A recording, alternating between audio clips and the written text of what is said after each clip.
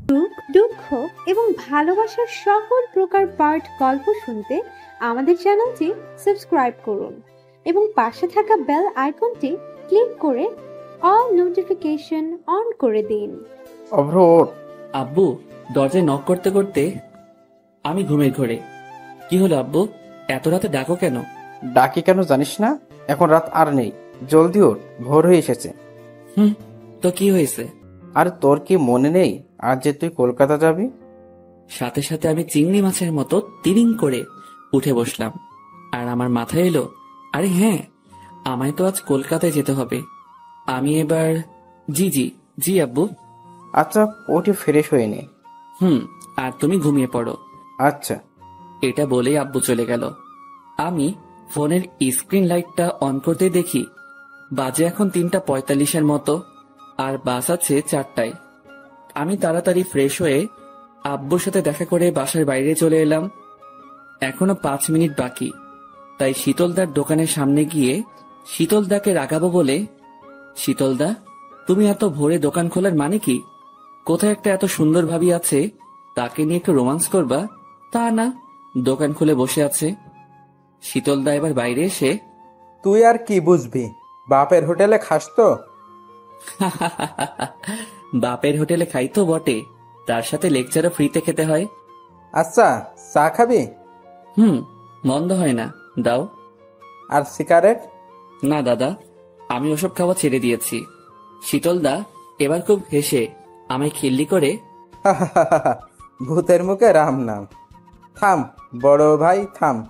ওই তো, বিশ্বাস করো না? তা কোথায় যাচ্ছিস এত ভোরে? একটা ফ্রেন্ডের বাসা। ফ্রেন্ডের বাসা নাকি? কোনো মেয়ে নিয়ে পালানো প্ল্যান আছে? দ্যাট কি যে তুমি বলো না। ওয়েট, আমি চা আনছি।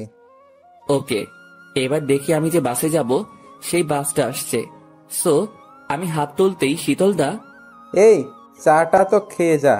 না না, বাস মিস হয়ে যাবে। এটা বলা মাত্রই বাসটা আমার সামনে এসে দাঁড়ালো।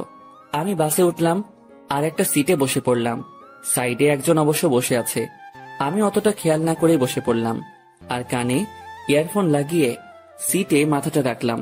ও হ্যাঁ, আমার পরিচয়টাই তো দেওয়া হয়নি। আমি হলাম অভ্র নীল। আমরা দুই ভাই। আমি হলাম বড় কর্তা, তবে নামেই আমি বড় কর্তা, বাট আমার থেকে ছোট কর্তা সব কাজেতে এক্সপার্ট। আর ভাবছেন আমার আব্বু কেন আমায় কষ্ট করে এত রাতে ডাকছিল? আম্মু তো ডাকতে পারতো। আরে ভাই, সবার কপালে আম্মু থাকে না। আজ থেকে 10 বছর আগে আমার আম্মু না ফেরার দেশে চলে গেছে আমাদেরকে ছেড়ে। ও হ্যাঁ, আমি এখন বেসিক করছি, মানে আব্বুর টাকা বরবাদ করছি। যা আমাদের রাজ্যের হাল মনে হয় না যে টিচিং করে টিচার হতে পারবো। তবুও আব্বুর শখ তাই করতে হচ্ছে। আমাদের 3 জন, মানে আব্বু, আমি আর আমার ছোট ভাই নিয়ে আমাদের ছোট্ট একটা সুখী পরিবার। আমরা দুই ভাই আব্বুর চোখে নয়নমণি, আব্বুর কলিজা। আমায় কলকাতা যেতে দিতেই চাইছিল না, অনেক কষ্টে মানিয়েছি। আসুন গল্পে ফেরা যাক। আমি এবার ব্যাগটা রাখার জন্য উঠলাম এবং সাইডে লাইট অন করার সুইচে হাত দিতেই কে যেন আমার পেটের কাছে একটা ছুরি রেখে, একদম বাড়াবাড়ি করবেন না। যদি এতটুকু বাড়াবাড়ি করেছেন তো এখনই ঢুকিয়ে দেব। ভাই রে, ভয়েস শুনে তো মনে হচ্ছে একটা ইয়ং মেয়ের ভয়েস। আজকাল নাইটেও পকেট মারি হয় নাকি? শালা শুনেছিলাম পকেট মারা নাকি দিনেতেই বের হয়, বাট এখানে এখন, আল্লাহ আমায় বাঁচাও। আমি ব্যাগটা রেখে হাত দুটো উপরে তুলে নিলাম আর কাঁপতে কাঁপতে, দেখুন, আমি আপনাকে আমার সব দিয়ে দিচ্ছি, আমার মোবাইল, আমার পার্স, আমার ইয়ারফোন, আমার জামা প্যান্ট, বাট আমায় কিছু করবেন না। আমার মরতে যে অনেক ভয় লাগে। আমার এখনো বিয়ে হয়নি, বউয়ের সাথে বাসরাতও করা হয়নি। প্লিজ আমায় ছেড়ে দিন। পাশের সিটের পকেটমার মেয়েটা এবার খিলখিল করে হাসতে লাগলো। আবারও দেখি ছুরিটা খুঁচিয়ে, আপনাকে কে পাঠিয়েছে বলুন, নয়তো এখানে আপনাকে প্রাণে মেরে ফেলবো। আমায় আবার কে পাঠাবে? আমি আমার বাসা থেকে আসছি। মেয়েটা আবার ভয়ে ভয়ে, দেখুন, মিথ্যা বলবেন না। আমি জানি আপনি আমায় মার্ডার করতে আসছেন। আমি এখন নিজের দিকে তাকাচ্ছি আর ভাবছি, শালা নিজের মার্ডারের কথা শুনতে এত হাঁপিয়ে পড়ছি, আমি নাকি আবার অন্যের মার্ডার করতে আসবো। আমায় কি তাহলে কিলার ভাবছে নাকি? না না, আমি শুনেছিলাম এসব মেয়েরা নাকি ছলে বলে কৌশল করার জন্য অনেক কিছু কথা বলে। অব্র ভাই সবকিছু দিয়ে বাস থেকে নেমে পড়, তোর কলকাতা যাওয়া লাগবে না। যদি জীবন থাকে তো কলকাতা যাবি, বিয়ে করবি, আরো অনেক কিছু করবি। আমি এবার একটা হাত পিছনে নিয়ে গেলাম আমার পার্সটা বের করে ওনাকে দেওয়ার জন্য। এটা উনি নোটিশ করতেই, খবরদার, একদম না। যা শালা, কি চাই তাহলে? হঠাৎ বাসটা একটা ঝাঁকুনি দিতেই মেয়েটার হাতের ছুরিটা নিচে পড়ে গেল, আর সাথে সাথে আমি সুযোগ পেয়ে মেয়েটার দুটো হাত ধরে নিলাম। শালা, আজ আর একে ছাড়বো না। আমি এবার রেগে, কি এবার বাসের সবাইকে ডেকে বলবো যে আপনি একজন পকেটমার? মেয়েটার হাত ছাড়ানোর চেষ্টা করতে করতে, প্লিজ আমায় ভুল ভাববেন না, আমি কোনো পকেট মার না। তো কি শুনি, চোর নাকি ডাকাত? মেয়েটা এবার রেগে, দেখুন, যা তা বলবেন না। উফ, একে তো দোষ করেছেন, আবার তার উপর বাটপারি। আমি এবার মেয়েটার মুখের দিকে নোটিশ করতেই দেখি একটা ওড়না দিয়ে মেয়েটা নিজের মুখটাকে ঢেকে রেখেছে। আমি এবার কড়া চোখে, কি রোহিঙ্গা নাকি মুখ ঢেকে রাখছেন এভাবে? আপনি কে যে আপনাকে বলতে যাব? হাত ছাড়ুন বলছি, নয়তো আপনি বাঁচবেন না কিন্তু। কেন বাঁচবো না? আপনি কি কষাই নাকি যে আমায় মেরে ফেলবেন? আমি এখনো দাঁড়িয়ে আছি ওর হাত দুটো ধরে। হঠাৎ বুঝতে পারলাম আমার গিয়ার বক্সের ফিউজ উড়িয়ে দিল কেউ। আমি আমার গিয়ার বক্সের দিকে লক্ষ্য করতেই দেখি মেয়েটা ক্যাপ করে আমার ওখানে একটা লাথি মেরেছে। আমি যন্ত্রণায় মেয়েটার হাত ছেড়ে দিয়ে মেয়েটার থেকে লুকিয়ে ওখানে হাত দিয়ে, উফ, মরে গেলাম গো, পেতনিটা আমার আর ছেলে হতে দেবে না গো, এটা বলে বসে পড়লাম আর সিটে মাথা রাখলাম আর যন্ত্রণায় আহ উহ করতে থাকলাম। অবশেষে হালকা একটু যন্ত্রণা কমলো। এখন দেখি মেয়েটা ছুরি নিয়ে আমায় কোন রকম ভয় দেখাচ্ছে না। মেয়েটা জানালার দিকে তাকিয়ে আছে, আমি রাগে ওর দিকে তাকিয়ে আছি। একবার বাস থেকে নামতে দে, তোকে আমি দেখে নেব। জানালার হাওয়াতে মেয়েটার ওড়নাটা আমার মুখের উপর পড়তেই আমি আরো রেগে, নিজের জিনিস সামনে রাখতে পারেন না, এটা বলেই আমি ওড়নাটা আমার মুখ থেকে সরালাম। আর মেয়েটাও আমার দিকে রাগি লুকে তাকিয়ে, সরি বলছি তো। ভাইরে, মেয়েটার মুখের দিকে আমি প্রথমবার তাকাতেই পুরাই ক্রাশ। আমার মনের গিটারটা টুং টুং করে বাজতে লাগলো। আহা, শালা একটা পকেট মার এত সুন্দরী হবে বলে আমি ভাবতেও পারিনি। ঘোলাটে দুটো চোখ, চোখের উপর নিচে কাজল মাখানো হালকা, নাকে একটা নাক ছাবি, আর দুটো গালে শুধু রাগের ছাপ। হাওয়াতে ওর চুলগুলো এবার আমার মুখের উপর পড়তে লাগলো। আমি তো পুরাই হারিয়ে গেলাম। আমার মুখ থেকে পকেট মাররাও এত সুন্দরী হয় আমি ভাবতেও পারছি না। মেয়েটা এবার ওড়নাটা আমার হাত থেকে কেড়ে, আমি কোনো পকেট মার নই। অভ্র পকেট মার হোক আর যেই হোক, বউ যদি বানাস একেই বানাস ভাই। উফ, পরীটা মনে হচ্ছে, ও রূপ দেখতেই থাকি। আমি হালকা হেসে, বুঝলাম আপনি তো পড়ি।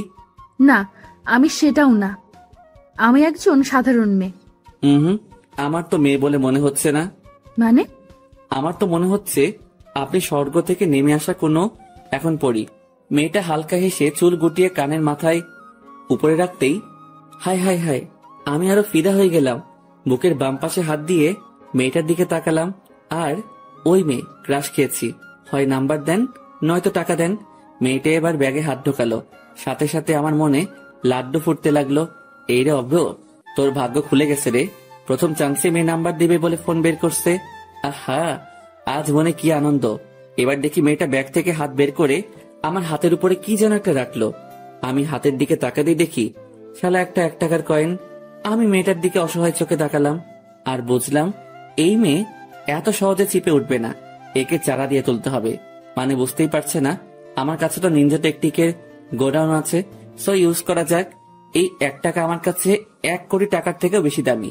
কেন? কারণ এই কয়েনটা যে তোমায় স্পর্শ পেয়েছে। মেয়েটা হালকা হেসে, পাগল নাকি?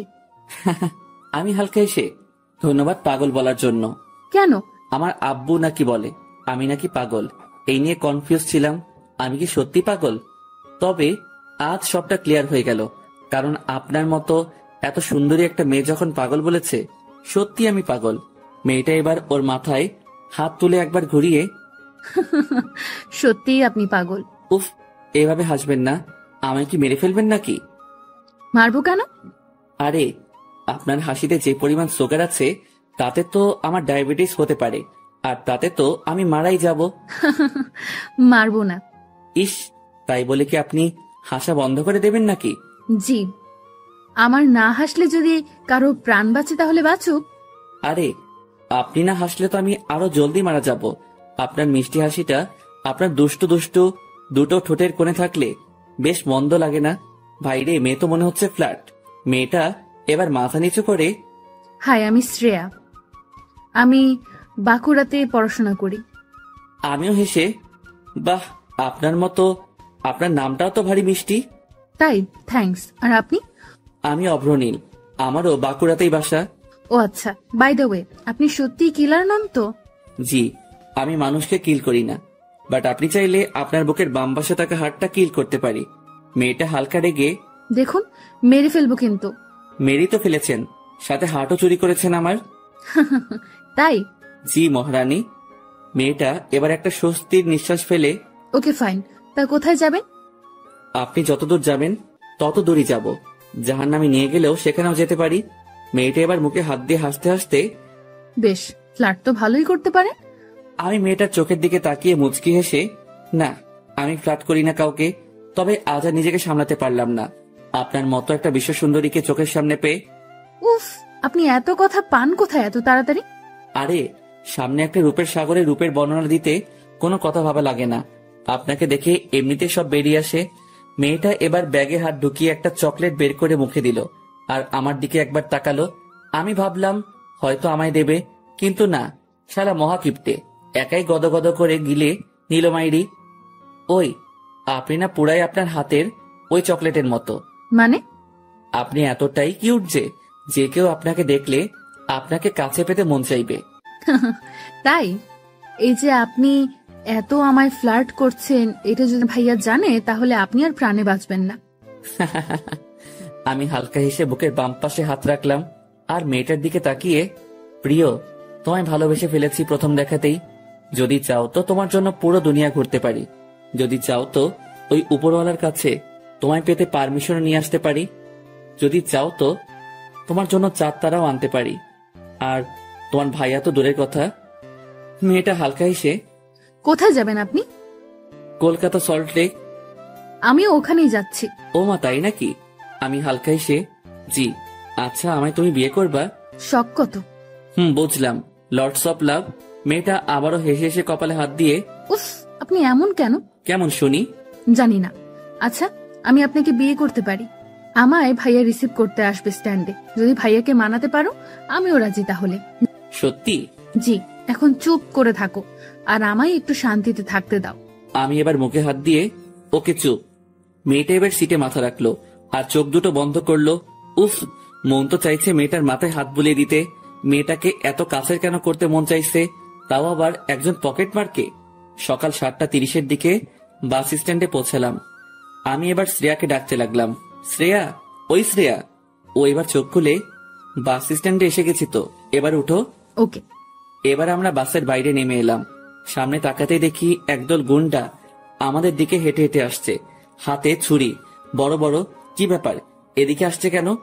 শ্রেয়া ছুটে গিয়ে ওই দলের সর্দারকে জড়িয়ে ধরলো আর চিৎকার করে, কেমন আছো ভাইয়া? সর্দারটা হেসে হেসে কি যেন বলল। তার মানে সর্দারের বোন এটা। এই মরেছে। আমি কাকে ঘাটিয়েছি? শালা অভ্র, তুই খুন হয়ে যাবি, কেটে পড় মানে। এই শহর ছেড়ে দে। এবার দেখি শ্রেয়া আমার দিকে আঙুল তুলল।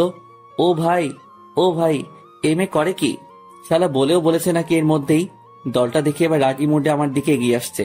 আব্বু গো, তোমার আজ একটা প্রদীপ মনে হয় আর একটু পরে নিভে যাবে। ভাগ অভ্র ভাগ। আমি এবার দৌড় দিতে যাব, ঠিক তখনই ওই দলের সর্দার গম্ভীর হয়ে, এই ছেলে দাঁড়াও। ভাইরে, আজ আমি খতম। আমি না শোনার ভান করে চলতে লাগলাম আবারও। এই তোকে দাঁড়াতে বলছি না? আমি সাথে সাথে দাঁড়িয়ে পড়লাম। শালা, কপালে ঘাম জমে আসছে, বুকের ভেতর ঢিপ ঢিপ শব্দ হচ্ছে। আমি এবার পিছন ফিরে, জি কিছু বলবেন আমায়? এবার দেখি শ্রেয়াকে ডাকলো। শ্রেয়া কাছে আসতেই, বোন, এই কি সেই ছেলে? ভাইরে, আমি আজ শেষ। কেন যে শুধু শুধু নিজের বাস নিতে গেলাম।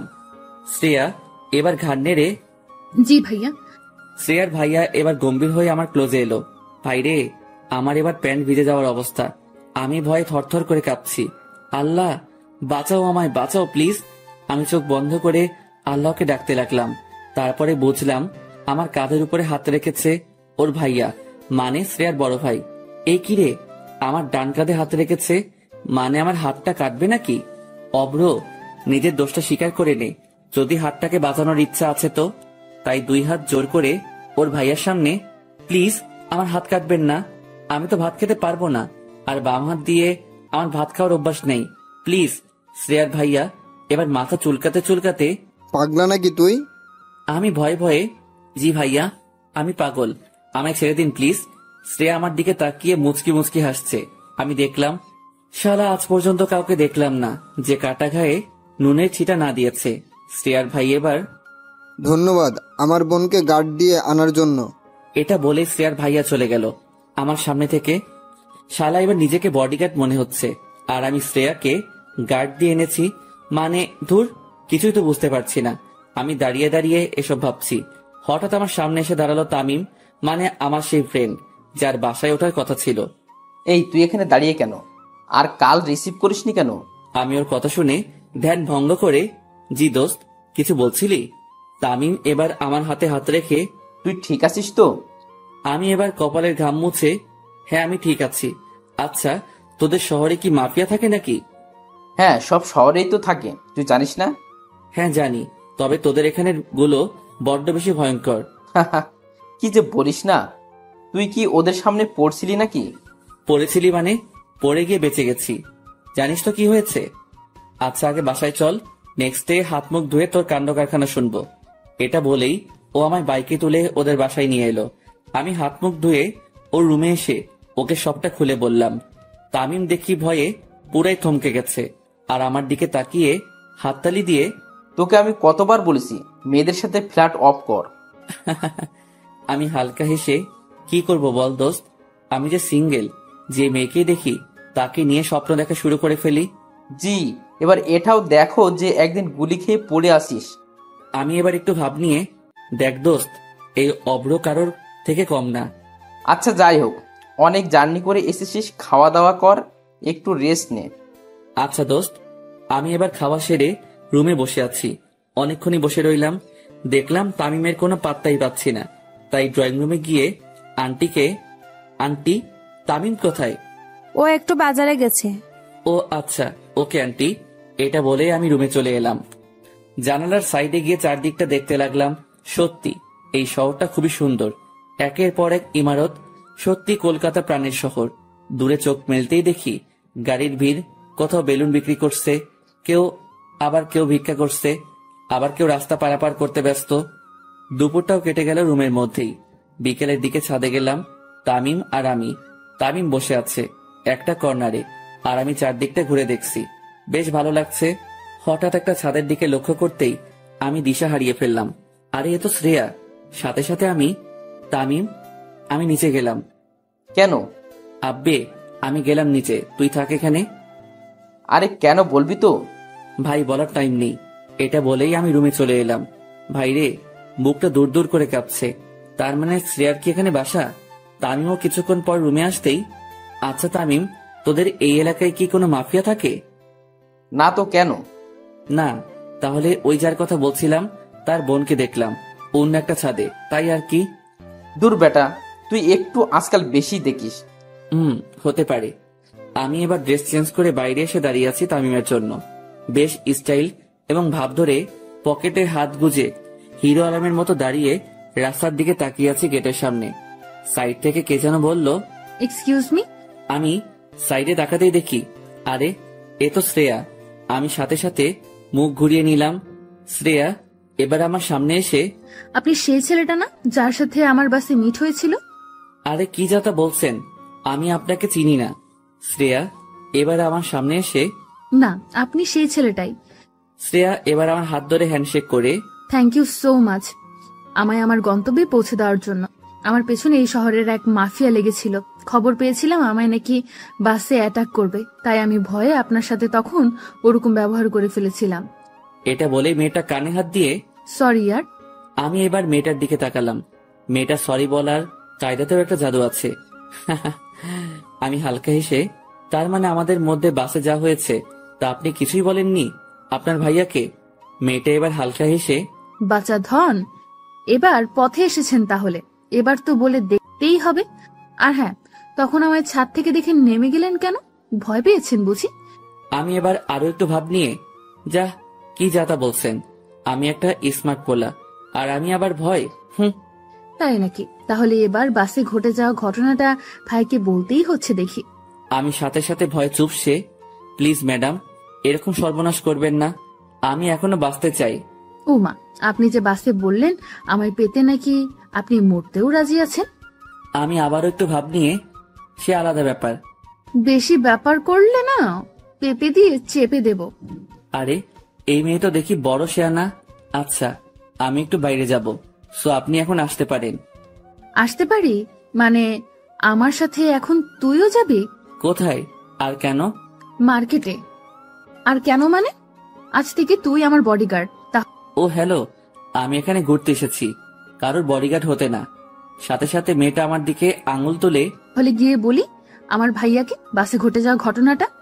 মানে কি? আমায় কিন্তু ব্ল্যাকমেইল করা হচ্ছে। তাতে ক্ষতি কি? দেখুন, আমি কিন্তু পুলিশে কমপ্লেন করব। আমার ভাইয়া সামলে নেবে। কেন, আপনার ভাই কি উকিল নাকি? জি, সব আমার ভাইয়া, এ শহরে ওনার কথাই চলে। আমি এবার আরো বেশি ভয় পেয়ে, আচ্ছা এখন বলুন আমায় কি করতে হবে? চল ড্রাইভ কর। স্লিম চলবে, ভালোই ড্রাইভ করা যাবে। মেয়েটা এবার রেগে, ও হ্যালো, আমি গাড়ির কথা বলছি। আমিও হালকা হেসে মেয়েটার দিকে তাকিয়ে, বেশ ভালো গাড়িটা।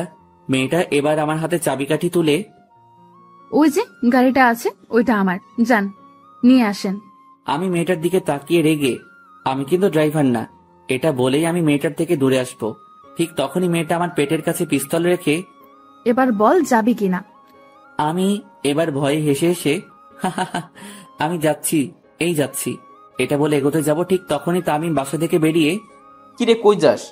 আমি তামিমের দিকে অসহায় চোখে তাকিয়ে, ভাই তুই আমায় বাঁচা। তামিম এবার আমার কাছে এসে, কি হয়েছে? ভাই এই মেয়ে। সাথে সাথে মেয়েটা পিছন থেকে পিস্তলটা দেখালো আর শুট করার ইশারা করলো। আমি এতে ভয় পেয়ে, না দোস্ত কিছু না, আজ না অন্যদিন বের হব, আজ একটু আমার ফ্রেন্ডের সাথে বের হব। তামিম এবার মেয়েটার দিকে তাকাতেই শক খেয়ে, তুই পাগল নাকি? মাফিয়ার বোনের সাথে বের হবি? ভাই হাতি পাকে পড়লে যেমন মশাও লাথি মারে, ঠিক তেমন আমার অবস্থা হয়েছে এখন। মেয়েটা এবার আমাদের কাছে এসে, ওই অব্র চলেন, আমার একটু তাড়া আছে। এটা বলেই আমার হাত ধরে গট গট করে গাড়ির কাছে নিয়ে চলে গেল। আমি নিরুপায় হয়ে ড্রাইভিং সিটে বসলাম, মেয়েটা সাইডে বসলো, আর আমি গাড়ি স্টার্ট দিলাম। এখন অন দা ওয়ে। আমি মেয়েটার দিকে তাকিয়ে, আচ্ছা আপনাকে একটা কথা বলবো? বলুন। আপনি কি সত্যি এমন, নাকি না বাইরের আগের পিছনে একটা ভালো মনের মানুষ লুকিয়ে আছে? মেয়েটা এবার আমার দিকে কড়া চোখে তাকিয়ে, সেটা আপনার জেনে লাভ কি? আমি এবার হালকা হেসে, যতই হোক আমি তো আপনার ফিউচার হাজবেন্ড। সাথে সাথে মেয়েটা আমার দিকে পিস্তল তুলে, গুলি মেরে খুলি উড়িয়ে দেব। আরে কুল, এটা করলে যে আপনি আম্মু হতে পারবেন না। দেখুন, ভালো হচ্ছে না, কিন্তু আপনি আমার প্রাণ বাঁচিয়েছেন, তাই আপনাকে ছাড়তে বাধ্য হচ্ছি। আমার ব্যাকগ্রাউন্ড জানেন না, আজ পর্যন্ত 20টার বেশি খুন করেছি। এবার আমি একটু শান্তি পেলাম, কারণ মেয়েটা আমায় মারবে না, সো একটু বেশি করে মজা করা যেতেই পারে। তাই আমি আরো করবেন। কত ছেলের মন যে আপনি আপনার রূপের পিস্তল দিয়ে খুন করেছেন, সেটা তো আপনাকে দেখেই বোঝা যাচ্ছে। মেয়েটা পিস্তলের নলটা আমার মুখে ঢুকিয়ে দিয়ে, দেব ট্রিগারটা চেপে। আমি ভয় না পেয়ে শ্রেয়ার দিকে তাকালাম, আর মিটি মিটি চোখে তাকাতেই ও দেখি পিস্তল সরিয়ে ওর সিটে গিয়ে বসলো। শ্রেয়া এবার আমার দিকে তাকিয়ে হালকা হেসে, আচ্ছা আপনার ভয় করে না মৃত্যুকে? জি ভয় করে অনেক, তবে আপনার হাতে মরতে আমার এতটুকু ভয় করবে না। তাই নাকি? এভাবে কত মেয়েকে নিচের জালে ফাঁসিয়েছেন শুনি। কাউকে ফাঁসাতে পারিনি, তবে আপনাকে ফাঁসাতে পারি যদি আপনি পারমিশন দেন। মেয়েটা রাগের লোকে আমার দিকে তাকালো আর কপালে হাত দিয়ে, ভাগ্যিস তুমি আমার জান বাঁচিয়েছ, নয়তো এখনই। আচ্ছা বাদ দেন, কই যাবেন বলুন? সামনে একটা মল আছে, ওখানে।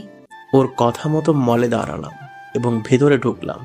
উফ, সব মেয়েগুলো পুরাই আগুন। কার দিকে তাকাবো? কারোর দিকে না তাকিয়ে থাকবো, কিছুই বুঝতে পারছি না। তাই আমি একটা জায়গায় গিয়ে দাঁড়িয়ে শুধু মেয়েদের দেখতে লাগলাম। কিছু মেয়ে আমায় পাগল ভেবে হাসতে হাসতে আমার সামনে থেকে চলে যাচ্ছে, আমিও তাদের দেখে হাসছি। শ্রেয়া কোথা থেকে এসে যেন আমার বাম হাতটা ধরে আমার পেটে একটা কিল বসিয়ে দিল, আর চোখের দিকে দুটো আঙ্গুল বাড়িয়ে, এখানে আপনাকে মেয়ে দেখানোর জন্য নিয়ে আসা হয়নি। আমি পেটে হাত দিয়ে, ওকে চলুন। উফ, শান্তি মতো দুটো মেয়েও দেখতে পারবো না। মেয়েটা গম্ভীর হয়ে আবারও, আমার সাথে সাথে থাকবেন, আমায় ছেড়ে কোথাও যাবেন না, আমার ক্ষতি হতে পারে। আমি এবার আমার একটু সরল মনে ভাবলাম, না, মেয়েটার সাথে থাকা দরকার, কারণ সত্যি ওর যদি কোনো ক্ষতি হয়। শ্রেয়া এখন ড্রেস চুজ করছে আর একটা ড্রেস নিয়ে ট্রায়াল রুমের দিকে এগোচ্ছে। আমিও পিছনে পিছনে গেলাম। শ্রেয়া ট্রায়াল রুমে ঢুকলো, তখনই আমার মাথায় এলো যদি ভিতরে কোনো ক্ষতি হয় ওর।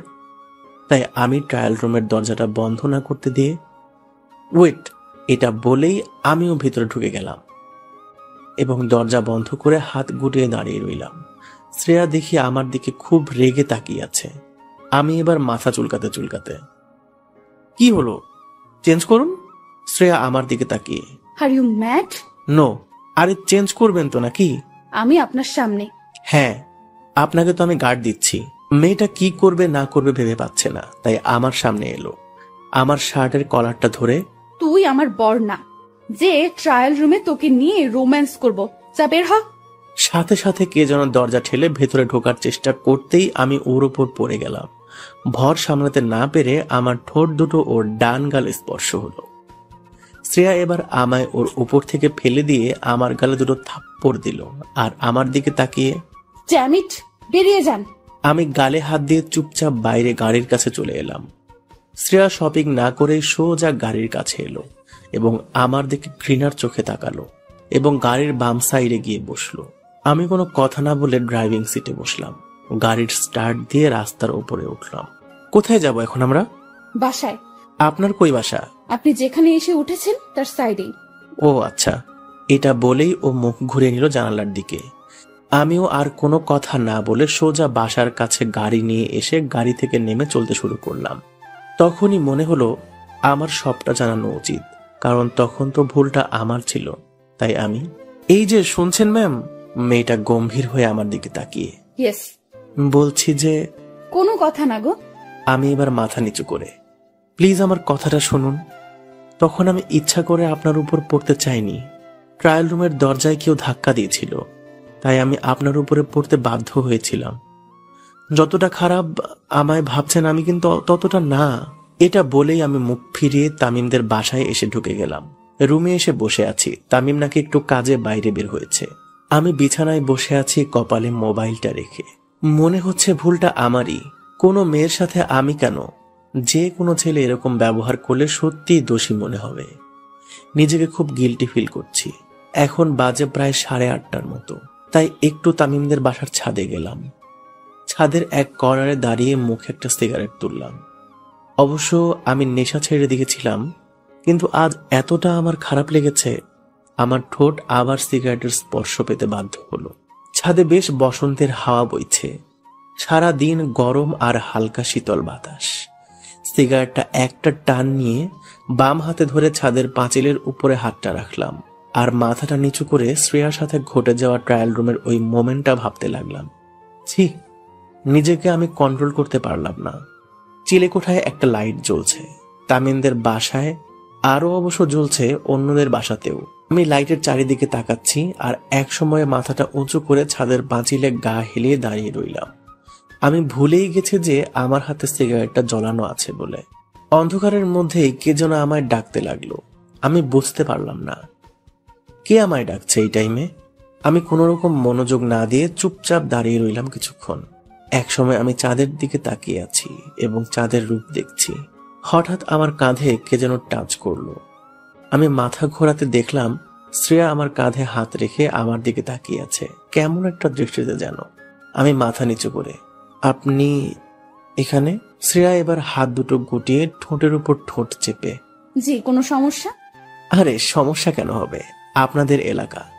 আমি বলতে চেয়েছি তামিমদের বাসায় আপনি একা এসেছেন, তাও আন্টি কিছু বলেনি আপনাকে আসতে দেখে? জি না, আমি তো এখানেই থাকি, তাহলে আমায় কেন কেউ কিছু বলবে? ও হ্যাঁ তাই তো। আমি একগাল হেসে আমি আবারও গিল্টি ফিল করতে করতে, তখন তো সরি যাবি বললেই আমি যেতে দেব? তুই কিভাবে ভাবছিস এটা? মামা, বোঝার ট্রাই কর। আমার জন্য তোরা বিপদে পড়তে পারিস। তোর জন্য মানে? আরে ওই যে শ্রেয়া যা পাগলামি শুরু করেছে, আমি তো ওকে লাভ করি না। আর কেননা আমার কাছে আমাদের ফ্যামিলি বড়। তামিম এবার আমার কাছে এসে আমার কাঁধে হাত রেখে, জীবনে কারোর প্রতি এতটুকু তোর মনে ফিলিংস এসেছে, তাকে আপন না করে চলে যাবি? আরে ভাই, এটা তো কলকাতা। এখানে বস্তাভর্তি ভালোবাসাও মেলে, আবার প্রাণ ভরানো ঘৃণাও মেলে। তুই ভালোবাসা পেয়েছিস এই শহরের বুকে, তুই না নিয়ে কিভাবে যাবি? আমি এদিকটা সামনে নেব। তুই যদি বলিস, আমাদের ছাত্র সংসদকে ডাকবো তোদের জন্য। আমি হালকা হেসে মাথা নেড়ে, মামা আমি চাই না এসব। তুই হয়তো ভালো জানবি মাফিয়া কতটা শক্তিশালী। তামিম আবারও ঘাড় নেড়ে, সে যাই হোক, তুই এখন এখান থেকে এক পাও নড়বি না। আমারও মন চাইছে না ছেড়ে যেতে। মেয়েটার মায়ায় একটু হলেও জড়িয়ে পড়েছি। আমরা সিঙ্গেল পোলাপান। আমাদের সাথে কেউ দুদিন মেসেঞ্জারে ভালোভাবে কথা বললেই তার প্রতি ভালো লাগা শুরু হয়ে যায়। আর এটা তো ফেস টু ফেস। তবুও আমি মনের কষ্ট চেপে, আমি আবার আসবো দোস্ত, মাস 3 পর। তখন এদিকটা সব ঠিক হয়ে যাবে। প্লিজ দোস্ত, আমায় যেতে মানা করিস না।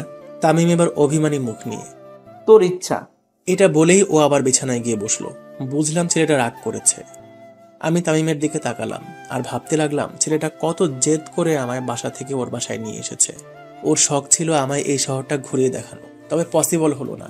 দুপুরে লাঞ্চ সেরে আমি লাগেজ নিয়ে বাইরে বের হয়ে এলাম। এখন বাইরে প্রচুর রোদ, কেউ কোথাও নেই, আর শ্রেয়াও দেখতে পাবে না। তামিম গোমরা মুখ নিয়ে বাইক নিয়ে দাঁড়িয়ে আছে। আমি হেসে হেসে, আরে পাগলা, আমি তো আবার আসবো। না, তোকে আর আসতে হবে না, তোকে ফেলে দিয়ে আসি বাস স্ট্যান্ডে। আমি এবার আন্টি আঙ্কেলের সাথে দেখা করে তামিমের বাইকে উঠলাম এবং বাস স্ট্যান্ডে এসে বাসে উঠলাম। বাসের জানালার ধারে সিটে বসলাম। জানালার দিকে মন খারাপ করে তাকিয়ে আছি। মনে হচ্ছে আজ আমার মনটা কোনো কলা গাছের ভেলার মতো ভেসে আছে ভালোবাসার সাগরে। ডুবতে চাইলেও ফ্যামিলি আমায় বাধ্য করছে আমি যেন না ডুবি। আর মেয়েটা তো একটা চাতক পাখির মতো ভালোবাসার তৃষ্ণা মেটাতে আমার থেকে কিছুটা ভালোবাসা চেয়েছিল, কিন্তু আমি স্বার্থপরের মতো মেয়েটার দিকে মুখ ফিরিয়ে চলে এলাম। আমি সোনার কাঠি খুঁজে পেয়েছিলাম, কিন্তু সোনার কাঠির যত্ন করার ভাগ্য আমার হয়ে ওঠেনি। এবার একটা লম্বা আশ্বাসের শ্বাস নিয়ে আবারও জানালার দিকে তাকালাম এবং হালকা হেসে, সালাম তোমায় কলকাতা। প্রতিদিন কত মানুষের ভালোবাসা এই শহরের বুকে হয়, আবার কত মানুষের ভালোবাসা এই শহরের বুকে নানা কারণে শেষ হয়। নেশার থেকে কম কিছু না এই শহর যে কাউকে ভালোবাসাতে বাধ্য করবে, সেটা কোনো মেয়েকে দিয়ে হোক কিংবা প্রাকৃতিক পরিবেশ দিয়ে হোক। আমার এসব কথা মাথায় আসতেই চোখ দিয়ে টপ টপ করে পানি পড়তে লাগলো। আমি চোখের পানি মুছে একটু শক্ত হলাম এবং আমি বুঝতে পারলাম আমার পকেটে কেউ যেন হাত পড়ছে। আমি সাথে সাথে হাতটা ধরলাম এবং সাইডে তাকিয়ে দেখলাম একটা হিজাব পরা মেয়ে। মেয়েটা বাঁচার জন্য চিৎকার করে, হেল্প হেল্প হেল্প, এই ছেলেটা আমার হাত ধরেছে। সাথে সাথে কতগুলো কলেজ স্টুডেন্ট এগিয়ে এলো। আরে ভাই, মেয়ে ডাকলে তো একটা 70 বছরের বুড়ো লাফিয়ে লাফিয়ে চলে আসবে।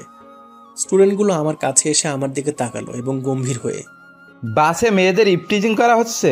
ভাই এই মেয়ে পকেট মার, আমার পকেটে হাত ঢোকাতে চেয়েছিল, আমি টের পেয়ে ওর হাত ধরেছি। এবার একটা স্টুডেন্ট এলো, বেশ স্টাইলিশ, চুলে কালার করা।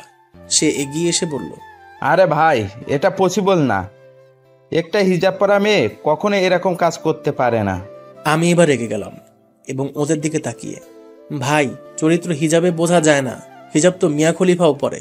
সবাই আমার কথা শুনে চমকে গেল। আমি আরো রেগে মেয়েটার দিকে তাকিয়ে, সত্যিটা বলুন নাকি এখনই থানায় গিয়ে কমপ্লেন করবো আপনার নামে। মেয়েটা এবার ভয়ে ভয়ে, জি জি। এবার একটা বাস স্টপ আসতেই মেয়েটা আমার জোর করে হাত ছাড়িয়ে নেমে গেল। আমি আর কিছু না বলে চুপচাপ বসেই রইলাম এবং খুব সজাগ হলাম, আবার যদি পকেট মারে কেউ। বাট ছাড়া রাস্তায় আর কোনো দুর্ঘটনা হয়নি। আমার বাসাতে এসে পৌঁছালাম। এখন বাজে প্রায় বিকাল 5:30টার মতো। বাসায় এসে ফ্রেশ হয়েই সোজা বেডের বালিশে মাথা দিলাম এবং পকেট থেকে ফোনটা বের করতেই দেখি তামিম অনেকবার কল দিয়েছে। তাই আমি কল ব্যাক করতেই জানতে পারলাম শ্রেয়া আমায় খুঁজছিল। বাট তামিম নাকি শ্রেয়াকে রেগে বলেছে, তোর জন্য ছেলেটা এই শহর ছাড়তে বাধ্য হলো, সব তোর দোষ। তামিমের কথা শুনে আমার মন আরো খারাপ হওয়া শুরু করলো। তামিম এটা কি করলো? আমি ফোন রেখে চুপচাপ বিছানায় শুয়ে রইলাম। 2 দিন পর বেলা 12টার দিকে শীতলের দোকানে বসে চা খাচ্ছি। কেউ নেই, আমি আর শীতলদা ছাড়া। ও তক্তাতে শুয়ে আছে আর আমি হাই বেঞ্চে শুয়ে পা নাড়াচ্ছি আর ইয়ারফোনে গান শুনছি। আমি এবার টের পেলাম দোকানে কেউ যেন ঢুকলো। আমি মাথা তুলে দেখলাম না, কারণ শীতলদা আছে দোকানে, যা দেওয়ার ও দিয়ে দেবে। আমি চোখ বন্ধ করে শ্রেয়া ঘোষালের চলা রাস্তায় সাজি ড্রাম লাইন আর কবিতায় ছুঁয়ে কাঁপলে, আহা উক্তাম কত সুন্দর তুই থার্মোমিটারে মাপলে, হিয়া টুপটাপ জিয়া নস্টাল মিছে কুয়াশায় ভেজা দিন, আমি ভুলে যাই কাকে চাইতাম আর তুই কাকে ভালোবাসতিস। এই গানটা শুনতে লাগলাম। হঠাৎ আমার সাইডে একজন বডি বিল্ডার এসে দাঁড়ালো মনে হলো। আমি চোখ দুটো খুলে উপরের দিকে করতেই সর্বনাশ, শ্রেয়ার ভাইয়া এখানে কি করে? শ্রেয়া কি তার মানে ওর ভাইয়াকে বলে দিয়েছে সবটা? আমার দিকে শ্রেয়ার ভাইয়া রাগী লোক দিয়ে। কি ব্যাপার? আমার বিশ্বাস হলো না যে এটা শ্রেয়ার ভাইয়া কিনা। দূর, আমার মনের ভুল। তাই আমি চোখ দুটো ঘষে আবারও তাকালাম, দেখলাম আরে সত্যিই তো শ্রেয়ার ভাই। আমি এবার ভয়ে ভয়ে বেঞ্চ থেকে উঠে, জি বলুন। তুই এখানে? জি, আমার এখানে বাসা তো। ও আচ্ছা। আমি ভয়ে কাঁপছি, শালা এখানে কি করে শ্রেয়ার ভাই। আমি এবার, আচ্ছা ভাইয়া একটা কথা জিজ্ঞাসা করতে পারি? কর। আপনি এদিকে কেন রে, আসতে পারি না বুঝি? আরে আরে না, তা না, আপনাকে তো দেখিনি কখনো কোনোদিন এই রাস্তায়। এই বেটা, তুই আমার কয়দিন চিনিস যে দেখলেও তখন চিনতে পারবি? আর আমি শ্রেয়াকে নেশে রাখতে যাচ্ছি। কথাটা শোনার সাথে আমার বুকের মরুভূমিতে কেমন একটা ঝোড়ো হাওয়া বইল খুশির। আমি এবার হালকা হেসে, ও আচ্ছা, এটা বলেই আমি বাইরে বের হয়ে এলাম। দেখলাম যে রাস্তার ওই সাইডে কদম গাছের নিচে ওদের গাড়িটা দাঁড়িয়ে আছে। ওদিকে একটা বড় গাছের বাগান আছে। আমি ওখানে গিয়ে প্রায় আড্ডা মারি। আরে ভাইয়ারা আমায় যেখানে শেয়াল দৌড় করিয়েছিল সে জায়গাটার কথা বলছি। আমি রাস্তা পার না হয়ে রোদের মধ্যেই দাঁড়িয়ে আছি। শুধু একটা বারের জন্য শ্রেয়া গাড়ি থেকে নামবে অথবা জানালাটা খুলবে। প্রায় 5 মিনিটের মতো দাঁড়িয়ে রইলাম। শ্রেয়ার কোনো রেসপন্স পেলাম না। শ্রেয়ার ভাইয়া এবার শীতলের দোকান থেকে বেরিয়ে আসতেই আমি হাঁটা শুরু করলাম ভয়ে ভয়ে আমার বাসার দিকে। শ্রেয়ার ভাইয়া গাড়ির কাছে এলো এবং গেটটা খুললো। আমি আর চোখে দেখলাম। গেটটা খোলার পরেই শ্রেয়া গাড়ি থেকে নামলো। আমি সাথে সাথে নিজেকে লুকানোর ট্রাই করতে থাকলাম। যদি আমায় এখানে আজ শ্রেয়া দেখে আমায় অনেক খারাপ ভাববে। শ্রেয়াকে দেখে মন তো চাইছে ওর দিকে তাকিয়েই থাকি, বুকে জমানো ওর জন্য ফিলিংস গুলো ওর সাথে শেয়ার করি। আমি রাস্তায় চলতে চলতে একটা সাইডে মাথা ফাটানো রোদের মধ্যেই থমকে দাঁড়িয়ে পড়লাম। বুকের বাম পাশটা চিনচিন করে উঠল, মাথাটা কেমন ভারী ভারী হয়ে আসছে। মেয়েটা এত কাছে পেয়েও একবার কথা বলার পর্যন্ত সুযোগ পাচ্ছি না। ওর যে ভাইয়া আছে। আমি আবারও চলা শুরু করলাম, এটা বুঝে যে আমার কিছু করার নেই। বাড়াবাড়ি করলেই সর্বনাশ করে দেবে ওর ভাইয়া। মাফিয়া নামক শব্দের মধ্যে জড়ানো আছে খুন, রক্ত আর দাদাগিরি। আমি কানে ইয়ারফোনটা ভালোভাবে গুঁজে মাথা নিচু করে রাস্তায় চলতে লাগলাম। বাসার কাছাকাছি আসতেই শীতলদা ফোন দিয়ে, কি রে, তোকে যে ওই লোকটা ডাকছিল তুই এলি না কেন? কোন লোকটা আর কখন? আরে এই তোরে এখনই তোকে ডাকছে। কে ডাকছে? শীতলদার থেকে ফোনটা নিয়ে, এই আমি বলছি রে শ্রেয়া আর ভাইয়া, তোর সাথে ঠিকমতো কথাই হলো না, আয় এখানে একবার। কথাটা শুনে প্রথমে খুশি হলেও পরে মনে হলো আমায় শ্রেয়া কি ভাববে। মনটা শক্ত করলাম এবং আকাশের দিকে তাকিয়ে একটা আশ্বাসের নিঃশ্বাস ফেলে ভাবলাম যা হয় দেখা যাবে। মেয়েটাকে ছাড়া অন্য কিছু ভাবতেও পারছি না। তাই আমি আবারও শীতলদের দোকানের কাছে গেলাম। ভেতরে ঢোকার জন্য দরজার ওপারে একটা পা রাখলাম। শ্রেয়া চায়ের কাপ হাতে নিয়ে আমার দিকে তাকালো আর আমায় দেখে পুরোই আশ্চর্য মনে হয়। ও আমায় এখানে দেখবে কখনো ভাবতেও পারেনি। হয়তো এখন ওর দু চোখকে বিশ্বাস করতে পারছে না। আমার দিকে একভাবে তাকিয়ে আছে। আমি মাথা নিচু করে ভাইয়ার কাছে গিয়ে, জি ভাইয়া বলুন। কিরে কেমন আছিস? জি ভাইয়া ভালো, আপনি? এই তো ভালোই আছি। সেদিনের জন্য অনেক ধন্যবাদ, তুই না থাকলে না জানি আমার বোনের কি হতো। আমি হালকা হেসে শ্রেয়ার দিকে তাকিয়ে, আরে ধন্যবাদ দেওয়া লাগবে না ভাইয়া, এটা তো আমার কর্তব্য। শ্রেয়ার ভাইয়া এবার শীতলকে টাকা দেওয়ার জন্য পিছনের পকেটে হাত দিতেই, এই রে গাড়িতে পাস রয়ে গেছে। আমি এবার বলতে যাচ্ছিলাম যে শীতলদা আমি দিয়ে দিব। জিভের কাছে কথাটা এলেও আমি আটকে নিলাম এই কারণেই, দুটো কথা তো শ্রেয়ার সঙ্গে বলতে পারবো। শ্রেয়ার ভাইয়া এবার উঠে পার্স আনার জন্য গাড়ির কাছে যেতে লাগলো। শ্রেয়া আমার দিকে তাকালো এবং রাগে চায়ের কাপটা আমার দিকে ছুড়ে দিল। শীতলদা দেখে অবাক হয়ে গেল। আমি শীতলদাকে থামতে বললাম। আমি শ্রেয়াকে কষ্ট দিয়েছি অনেক, তাই হয়তো আজ আমায় রাগ দেখাচ্ছে। আমি মাথা নিচু করে রইলাম। শ্রেয়া ফিস ফিস করে চোখটা মুছতে মুছতে আই হেট ইউ এবং ওদের সামনে গিয়ে, এই মিতু, এই পেতনিটাকে বলুন তো। ভাই রে, শ্রেয়া রেগে আগুন। শ্রেয়া এবার আমার দিকে তাকিয়ে, আই পেতনি কাকে বলছেন? আমি মিতুর দিকে তাকিয়ে, এই যে মিতুর মতো পরীর পাশে যে মেয়েটা দাঁড়িয়ে আছে, মিতু সরে আসেন, পেতনির পাশে আপনাকে একদম মানাচ্ছে না। মিতু আমার দিকে তাকিয়ে মিটিমিটি হাসছে, আর এদিকে শ্রেয়া রেগে আগুন হয়ে, ইডিয়ট, আই মিতু চল। এটা বলেই মিতুকে টানতে লাগলো। আমি মিতুর দিকে তাকিয়ে হালকা হেসে, মিতু এভাবে যাবেন না, বড্ড কষ্ট লাগে। যে কোনো পরীকে এত কাছে পেয়ে তার সাথে কিছুটা টাইম স্পেন্ড করতে পারলাম না। মিতু এবার শ্রেয়ার হাতটা ছাড়িয়ে আমার সামনে এলো এবং মাথা তুলে, আমিও তো চাই একটু টাইম স্পেন্ড করতে। মিতুর এমন চেঞ্জ দেখে শ্রেয়া ওর সামনে এলো আর মিতুর দিকে তাকিয়ে, আই তুই আমার বেস্টি, একটা ছেলের জন্য আমায় ছেড়ে যাচ্ছিস? আমি সাথে সাথে, হতে পারি একজন ছেলে, তবে মিতু যদি চায় আমি হব তার প্রতিটা স্বপ্ন পূরণ করার একজন দায়িত্ববান মানুষ। মিতু এবার শ্রেয়ার দিকে তাকিয়ে, প্লিজ শ্রেয়া, দেখ না ছেলেটা কত ভালো, কত ইনোসেন্ট। ভাই রে, কোনো মেয়ের থেকে আজ এত প্রশংসা শুনছি। আমার বুকটা এখন 40 ইঞ্চি হয়ে গেছে। যদিও আমার বুক সজনে পাটার। আমি এবার মিতুকে, মিতু ও যদি চায় আমাদের সাথে টাইম স্পেন্ড করতে পারে। বেচারি একা কোথায় যাবে বলুন? তুই থাক, মরবি তুই। এটা বলেই শ্রেয়া চলে গেল। আমি এবার মিতুর দিকে তাকালাম আর তাকিয়ে ভাবছি, শালা এই মেয়ে আমাকে সত্যি বর বানিয়ে ছাড়বে নাকি। ইস, আমি শ্রেয়াকে পেতে মিতুর সাথে এভাবে মজা করছি, তাতে কি বেস্টি তো আরেকজন বেস্টিকে বেশ ভালোভাবে বাস দিতে পারে। আমি মিতুকে নিয়ে কফি শপের ভেতরে গেলাম এবং কফি খেতে খেতে, আচ্ছা মিতু, আপনি আর শ্রেয়া কি আপনারা এক মেসেই থাকেন? জি, আর হ্যাঁ তুমি বলতে পারেন, সমস্যা নেই। তুমি বললে যে পরীরা রাগ করবে, তাদের সর্বদা সম্মান দেওয়া উচিত। তাই আমি রাগটাগ করি না, সো আমি তুমি বলতে পারেন। ওকে, বাট আপনিও যদি বলেন তবেই। ওকে। আমি এবার মিতুর হাতের দিকে তাকালাম, দেখলাম একটা ঘড়ি পড়ে আছে। এটা দিয়ে শুরু করতে হবে কাহিনী। আজকালের মেয়েরা ভাই প্রশংসাতে বেশি পটে। আচ্ছা মিতু, এই ঘড়িটার অনেক দাম তাই না? মিতু আমার দিকে তাকিয়ে, হ্যাঁ কেন? আরে এই ঘড়িটা তো এখানে পাওয়া যায় না, প্যারিসে পাওয়া যায় শুধুমাত্র। মেয়েটা এবার একটু ভাব দেখিয়ে, হ্যাঁ আমার এক ভাইয়া এনে দিয়েছে। শালা শুনে যা হাসি পাচ্ছে না মাইরি। শালা এই ঘড়িগুলো স্টেশনারি দোকানে 150 টাকাতে পাওয়া যায়। তবু আমি হাসি চেপে চোখ বড় বড় করে, বাবা সত্যি? জি। আচ্ছা মিতু, তোমার এই রূপের রহস্য কি জানতে পারি? আমি কিভাবে জানবো? ইস, এটা তুমি জানো না? জি না, কি বলো? তুমি যে একজন পরী। তাই?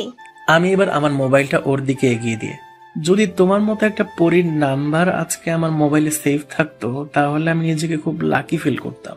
মেয়েটা আমার দিকে তাকিয়ে হালকা হাসলো এবং মোবাইলে ওর নাম্বারটা সেভ করে মিতু নামে সেভ করে দিলাম। আচ্ছা তোমার নাম কি?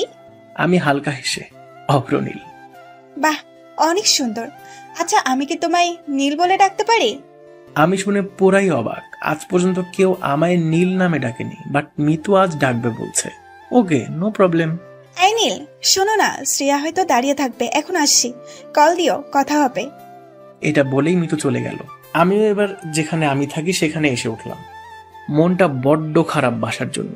আব্বু ভাই কি করছে কে জানে। তাই আমি কল দিয়ে ওদের খবর নিয়ে ফোনটা রেখে দিলাম। দুপুরে লাঞ্চ সেরে বসে আছি, বালিশে মাথা রেখে ভাবছি যদি শ্রেয়াকে আমি পেয়েও যাই, তারপর ওর ভাইয়া জানলে তো আমায় বাঁশ দিয়ে দেবে। শালা, এসব ভাবতে ভাবতেই কপালে ঘাম জমে আসছে। রাতে ডিনার সেরে মিতুর দেওয়া নাম্বারে কল দিলাম। ফোন রিসিভ করতেই, হ্যালো। জি, এখন মিতু একটু ওয়াশরুমে গেছে, ও এলে আমি বলে দিব কল ব্যাক করতে। আপনি কে? আমি ওর রুমমেট শ্রেয়া। আমি শুনে হালকা হ্যাপি ফিল করলাম। আমি হালকা হেসে, ও আপনি? শেষ পর্যন্ত আপনি আমার ফ্রেন্ডকেও আপনার জালে ফাঁসাতে ছাড়লেন না। শ্রেয়া, তুমি আমায় পুরোই ভুল বুঝছো। আমি তোমার জন্য আমার বাসা থেকে 90 কিলোমিটার দূরত্বে এসেছি। থাক, আমি এসব কিছু শুনতে চাই না। মিতু এলে আমি ওকে বলে দেব কল দিতে। আমি হালকা হেসে, শ্রেয়া আমি জানি তুমি আমার উপর রেগে আছো, বাট তুমি একটাবার আমার জায়গায় নিজেকে রাখো। আমি চাই না নিজেকে তোমার জায়গায় রাখতে, আর মোটেও না। আচ্ছা শ্রেয়া, একটা কথা বলি। তুমি আমায় লোকেশন দাও, আমি লোকেশন মতো তোমার মেসের সামনে পৌঁছাচ্ছি। তুমি আমার সাথে কিছুটা সময় কাটাও, আমি নিশ্চয়ই তোমাকে বোঝাতে পারবো আমার যন্ত্রণাটা। শ্রেয়া কিছুক্ষণ চুপ থাকার পর, আচ্ছা আমি সেন্ড করছি। জানি শ্রেয়াও আমায় ভালোবাসে, তাই আর না করতে পারলো না। শ্রেয়ার সেন্ড করা লোকেশন মতো আমি ওখানে গিয়ে বাইক নিয়ে হাজির হলাম। অবশ্য আমি বাইক নিয়েই বাসা থেকে বের হয়েছিলাম। শ্রেয়া লুকিয়ে মেসের বাইরে এসে আমার জন্য অপেক্ষা করছে দেখলাম।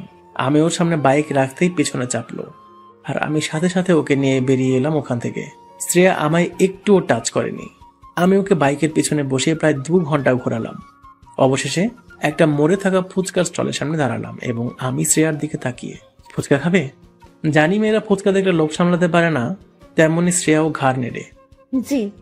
এটা বলেই আমরা ফুচকার স্টলের কাছে দাঁড়ালাম এবং সাথে সাথে রাস্তায় ওই সাইড থেকে 2টো গাড়ি হই হুল্লোড় করতে করতে আসছে এদিকে। কারোর হাতে উইকেট, কারোর হাতে তলোয়ার, আবার কারোর হাতে বন্দুক। সোজা ফুচকা স্টলের কাছে গাড়ি দুটো এসে থামলো। শ্রেয়া থরথর করে কাঁপছে আমার পাশে দাঁড়িয়ে। আমি ওর হাতটা জোর করে চেপে ধরলাম। আমারও ভয়ে গলার পানি শুকিয়ে এসেছে। গাড়ির দিকে তাকাতেই দেখলাম ওর ভাইয়া গাড়ি থেকে নেমে একটা উইকেট নিয়ে আমার দিকে আসছে।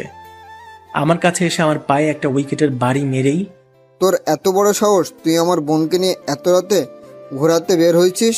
শ্রেয়া ভয়ে কাঁপতে কাঁপতে, ভাইয়া ভাইয়া। চুপ তুই। শ্রেয়া আরো ভয়ে কাঁপতে কাঁপতে অবশেষে কান্না শুরু করে দিল। আমি ওর ডান হাতটা আরো শক্ত করে চেপে ধরলাম। এটা ওর ভাইয়া দেখে, এই তরোয়াল নিয়ে আয়, আমার বোনের হাত ধরা।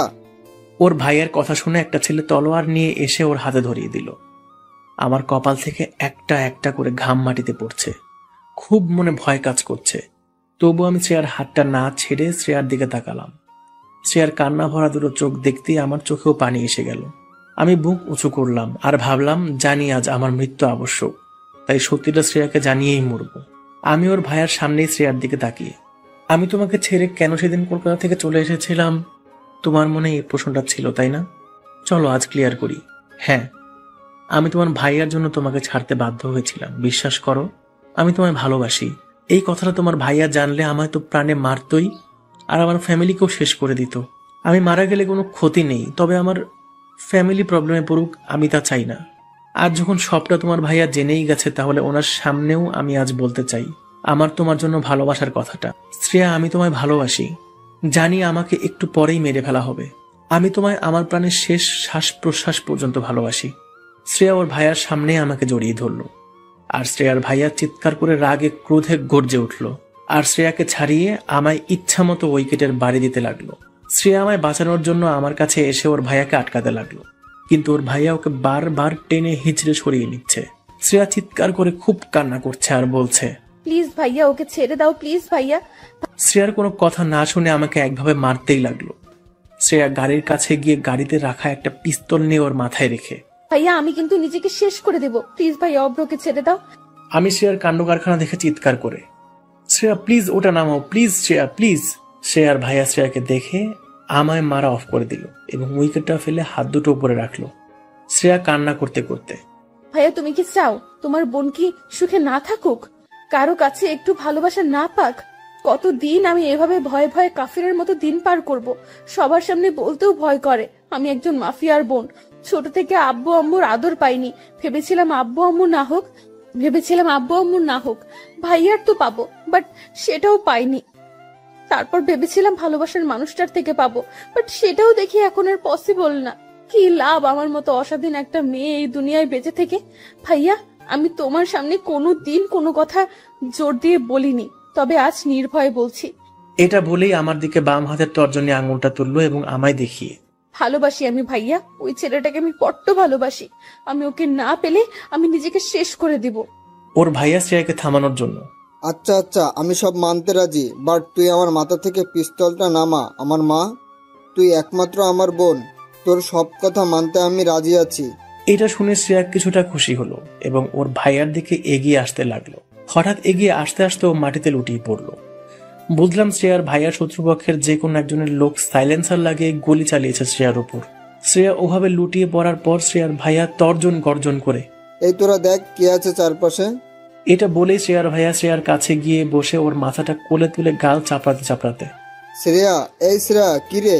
আমি পায়ের ব্যথায় উঠতে পারছি না। এখন আমি তবুও লুটিয়ে লুটিয়ে শ্রেয়ার কাছে গেলাম। আমি শ্রেয়ার মুখের দিকে তাকাতে পারছি না। আমার বুকে শ্রেয়াকে হারানোর ভয় হাহাকার করতে লাগলো। আমি ওর সামনে ঝুঁকে, শ্রেয়া কি হলো, চোখ খোলো। আমি ওর গালে হাত দিয়ে নাড়াতে নাড়াতে, কি হলো, কথা বলছো না কেন? ও ভাইয়া আর এক মুহূর্ত দেরি না করে ওকে গাড়িতে তুলল।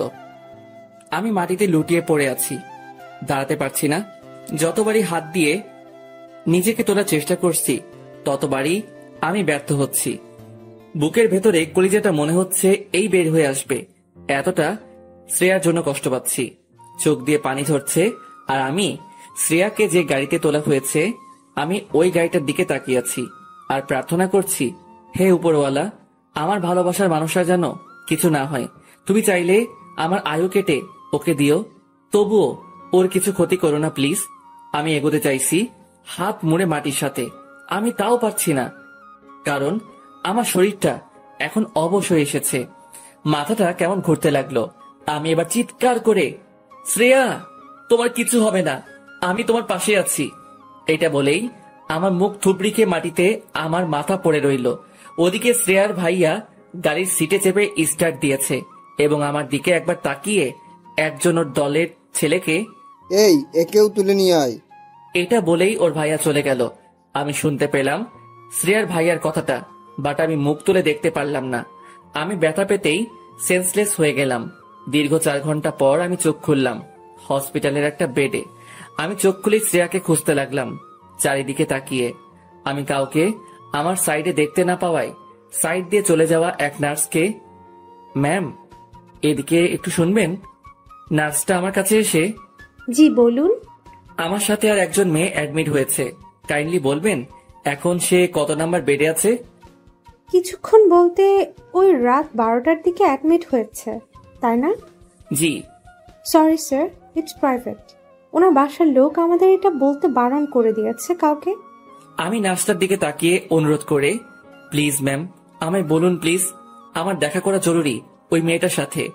Sorry sir, it's not possible. এটা শুনতেই আমার দুটো চোখের সাইড দিয়ে পানি বের হতে লাগলো। নার্সটা আমায় এমন অবস্থায় দেখে, আর ইউ ওকে?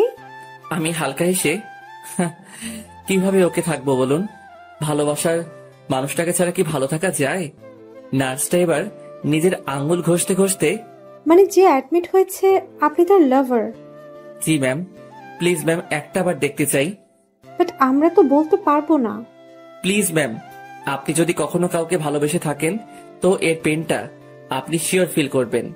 নার্সটা এবার মাথা নিচু করে আমার দিকে তাকালো। ওকে, বাট এটা যদি জানাজানি হয় তাহলে আমার জীবন পর্যন্ত যেতে পারে। শুনেছি নাকি ওই মেয়েকে যে নিয়ে এসেছিল সে বড় এক মাস্তান মাফিয়া। ম্যাম আই প্রমিস, আপনি আর আমি ছাড়া এই কথাটা কেউ জানবে না। Okay, room number 22। Okay ma'am, thanks. নার্সটা আর কোনো কথা না বলে চলে গেল। আমি এবার নিচে নামতে যাব, ঠিক তখনই আমার পায়ে ব্যথা অনুভব করলাম এবং বুঝলাম আমার দুটো পায়ে ব্যান্ডেজ করা আছে। আমি চাইলেও যেতে পারবো না। আমি আবারও বালিশে মাথা রেখে শুয়ে পড়লাম আর ভাবতে লাগলাম কেন আমি শ্রেয়াকে বিপদের মুখে ঠেলে দিলাম। আমি রাতে ওকে নিয়ে যদি না বের হতাম তাহলে আজও এই বিপদের সম্মুখীন হতো না। কেন আমি বের হলাম? আমি দোষী, আমি দোষী।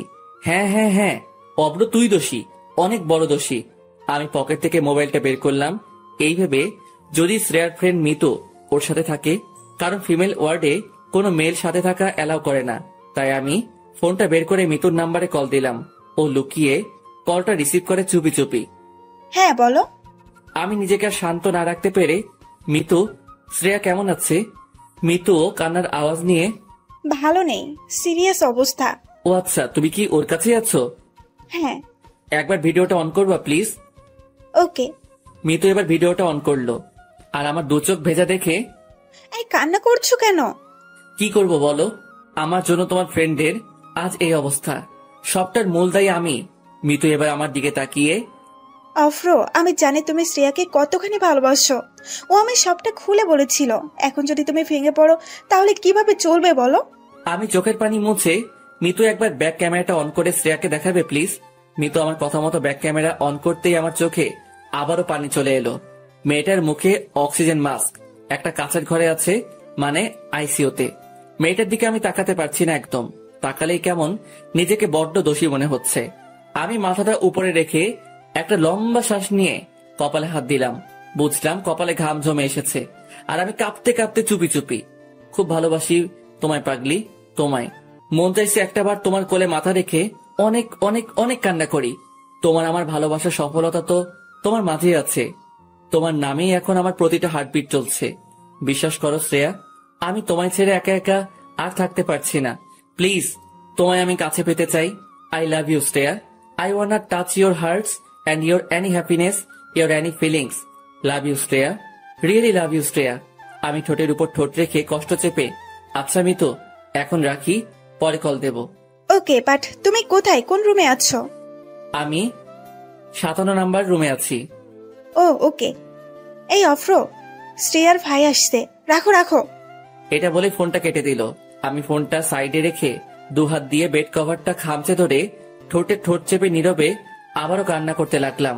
বুকটা হাহাকার করে উঠছে বারে বার শ্রেয়ার জন্য। প্লিজ শ্রেয়া, তুমি আমায় ছেড়ে কোথাও যেও না। হে উপরওয়ালা, আমার শ্রেয়ার যেন কিছু না হয়। আমি থাকতে পারবো না কিছুতেই ওকে ছাড়া। আমি কান্না করতে করতে একসময় হাঁপিয়ে পড়লাম এবং ভোর 5টার দিকে ঘুমিয়ে পড়লাম। আমার ক্লান্ত শরীরে প্রাণ এলো সকাল 11টার দিকে, মানে ঘুম ভাঙলো। আমি দুহাত দিয়ে উঠে বসলাম। দেখি সাইডে আয়া বসে আছে। আমাকে ঘুম থেকে উঠতে দেখেই আমার দিকে মাজন বাড়িয়ে দিল। আমি আয়াটাকে ওয়েট ম্যাম এটা বলে ফোনটা হাতে নিয়ে মিতুকে কল দিলাম, বাট ফোনটা রিসিভ করছে না। আমার মনকে শত প্রশ্ন ঘিরে ধরলো। মিতু কল রিসিভ করছে না কেন? কি হয়েছে? শ্রেয়ার কি সিরিয়াস অবস্থা নাকি? শ্রেয়ার ভাইয়ার সাইডে আছে নাকি অন্য কিছু?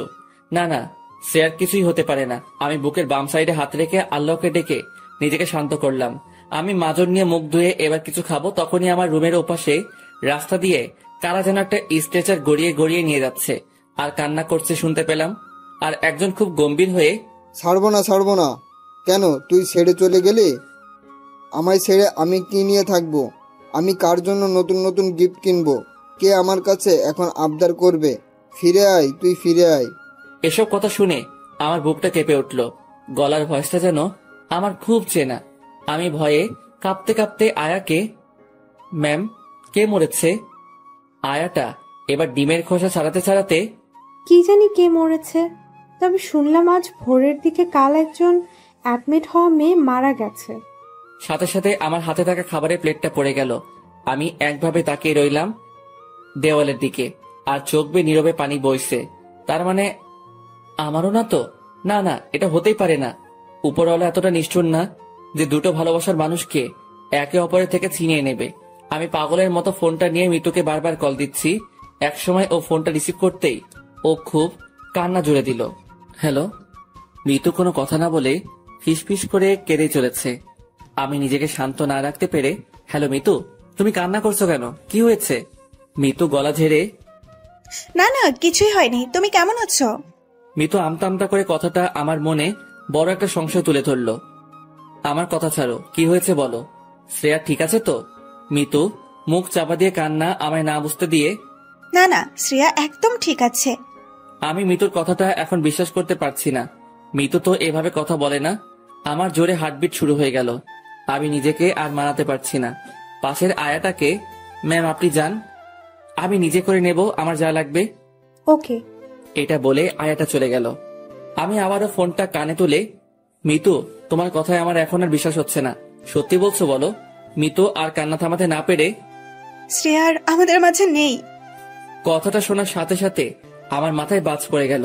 বুকের বাম পাশে এমন একটা আঘাত লাগলো যা বন্দুকের গুলির থেকেও শত যন্ত্রণার বেশি। আমি নার্ভাস হয়ে, না না, তুমি ভুল বলছো। মিতু আরো কান্না করতে করতে, আমি সবটা ঠিকই বলছি, শ্রেয়া আমাদের মাঝে আর নেই। আমি নিজেকে ঠিক না করতে পেরে আমি বালিশে মাথা রাখলাম। ফোনটা বিছানায় পড়ে রইল। কষ্টে বুকটা ফেটে যাচ্ছে আমার। এখন মনে হচ্ছে সবটার জন্য দায়ী শুধুমাত্র আমি। কেন আমি করতে গেলাম এমনটা?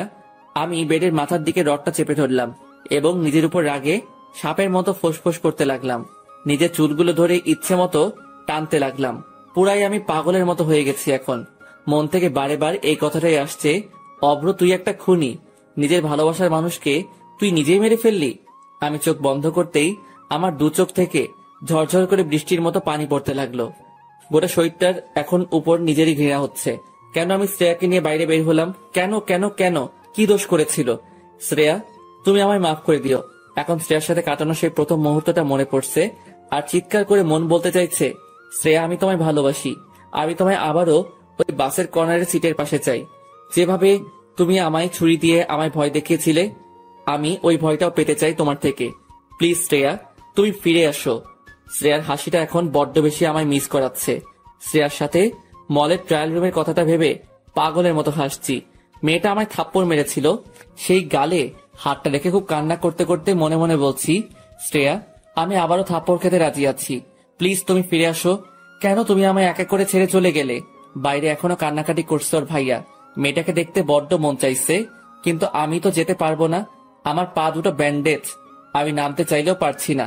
আমি কান্না করতে করতে দুটো হাত দিয়ে যাই হোক করে বেড থেকে পা গুলো নামালাম এবং আস্তে আস্তে করে বসলাম এবং হাত ঘষতে ঘষতে গেটের দিকে এগোতে লাগলাম। কোমরটা কেমন যন্ত্রণায় কেঁপে উঠছে, তবুও আজ এই যন্ত্রণা শ্রেয়াকে হারানোর যন্ত্রণার কাছে বিন্দুমাত্র। আমি পাগলের মতো গেটের কাছে এলাম এবং গেট থেকে উকি মেরে দেখলাম মাত্র ফুট 8 দূরে ওর ভাইয়া ওকে ঘিরে কান্নাকাটি করছে। হয়তো এতক্ষণ এখানে দাঁড়িয়ে শুধুমাত্র ডেথ সার্টিফিকেটের জন্য। মেয়েটার উপরে একটা সাদা কাপড় এবং পুরোটা মুড়ে দেওয়া হয়েছে। সাদা কাপড়টা দেখে আমার বুকটা আরো কষ্টে ছটফট করতে লাগলো। কোথায় ভেবেছিলাম আমি তোমায় লাল পাড়ে বেনারসি শাড়ি পরাবো, কিন্তু আজ তুমি আমার জন্য সাদা কাপড়ে মোড়া একজন প্রাণহীন জড়বস্তু। আমি নিজেকে কোনো মতো সামলাতে না পেরে শ্রেয়ার বডিটার দিকে হাত ঘষতে ঘষতে স্ট্রেচারের কাছে এলাম। এতক্ষণ অনেক কষ্ট পাচ্ছিলাম, তবে শ্রেয়ার একটু টাচে আসতেই কেমন জানি আলাদা একটা শান্তি পেলাম। আমি এবার মাথাটা তুলে ওর ভাইয়ার দিকে তাকিয়ে, ভাইয়া, ওর ভাইয়া আমাকে দেখা মাত্রই দেখে আমার বুকে একটা লাথি মেরে কাঁদতে কাঁদতে বলল, দেখ তোর জন্য আমার বোন আজ মৃত্যুসজ্জায় সজ্জিত। শান্তি তো এবার। আমি হাউমাউ করে কান্না করতে করতে ভাইয়ার দুটো পা ধরে, ভাইয়া আমি অপরাধী, আমি জানি আমি অনেক বড় ভুল করেছি, যে আমি কোনোদিন ক্ষমার প্রাপ্য না। আমি শুধু একবার শ্রেয়াকে দেখতে চাই। প্লিজ ভাইয়া না করবেন না, প্লিজ প্লিজ ভাইয়া না করবেন না। শ্রেয়ার ভাইয়া চোখ মুছতে মুছতে আমার সামনে থেকে চলে গেল পা ছাড়িয়ে। সাইডে বসে থাকা আমি মিতুর দিকে অসহায় চোখে তাকালাম আর হাত জোর করে, মিতু প্লিজ আমায় একটাবার তুলে ধরো। আমি শুধু একটাবার আমার ভালোবাসার মানুষটার মুখটা দেখতে চাই। মিতু ওর চোখ মুছে আমায় স্ট্রেচারের সামনে তুলে ধরলো। দেখলাম আমার পৈটা চাঁদ বুকে সাদা কাপড়। আমি কাপা কাপা হাত নিয়ে ওর মুখের উপর থেকে কাপড়টা সরালাম। মেয়েটার দুটো মায়াবী চোখ বন্ধ হয়ে গেছে। আমি ওর মুখের উপর আমার মুখটা নিয়ে গেলাম এবং পাগলের মতো হাসতে হাসতে, কি ম্যাডাম একাই ঘুমিয়ে গেলে আমায় ছেড়ে? কি আমি খুব বিরক্ত করছিলাম বলো তোমায়? এই প্রতিদিন কলেজে এসে তোমার পাশে থেকে তোমার সাথে নানা রকম ফাইজলামি করে তোমায় রাগানো, তোমায় জেলাস ফিল করানো। কি ম্যাম, আমি এখন তামিমের বাসায় গেলে তোমার আর বাসে বিরক্ত করব না? তোমার সাথে মলে গিয়ে ট্রায়াল রুমে ওরকম ফাইজলামিও করব না? আচ্ছা ম্যাম, তুমিও আমায় খুব ভালোবাসতে, বলনি কেন? আরে আমিও তো বাসতাম, তাহলে আমিও কেন বলনি? এই এই এই আমার লক্ষ্মীরা রাগ করো না, দোষ দিচ্ছি না তোমায়। জানো তো তোমায় রাগলে ঠিক আমার প্রিয় লজ্জাপতি বউটার মতো লাগে। আরে অন্য কেউ না, তোমাকেই বলছি। একটু হেসে বলো না, অব্র তোমায় ভালোবাসি, চলো না আজ একটু পার্কে যাই এবং দুজন দুজনের সাথে মনের কথাগুলো শেয়ার করি। কি ম্যাম ভাবছো আমি তোমায় সুখী রাখতে পারতাম কিনা? অবশ্যই রাখতে পারতাম ম্যাম। তোমায় 5 টাকার একটা টিপ পাতা আর 10 টাকার একটা কাজল এনে তোমায় পরিয়ে দিয়ে খুব সুখী রাখতাম। এই যে ম্যাম, আমার সাথে আমার শহরের প্রতিটা গলি ঘুরবে। আরে না না, অন্যদের মতো বাইক কিংবা গাড়িতে না, আমি অন্যদের থেকে আলাদাভাবে ঘুরবো। তুমি আমার হাতটা জোর করে চেপে ধরবে এবং আমি তোমার দিকে তাকিয়ে বলবো, এভাবে হাতটা শক্ত করে ধরে রেখো প্রিয়সিনী। তুমি যখন লজ্জায় চোখের পলক ফেলে বলবে ঢং, আমিও হালকা এসে তোমার চোখে চোখ রেখে বলবো, ভালোবাসি যে তোমায় খুব। বলছি ম্যাম, আর কত ঘুমাবা? ওঠো না, চলো না আমাদের স্বপ্নগুলো পূরণ করি। এই পাগলি ওঠো, আর কত ঘুমাবা? ওই তুমি উঠবা তো নাকি?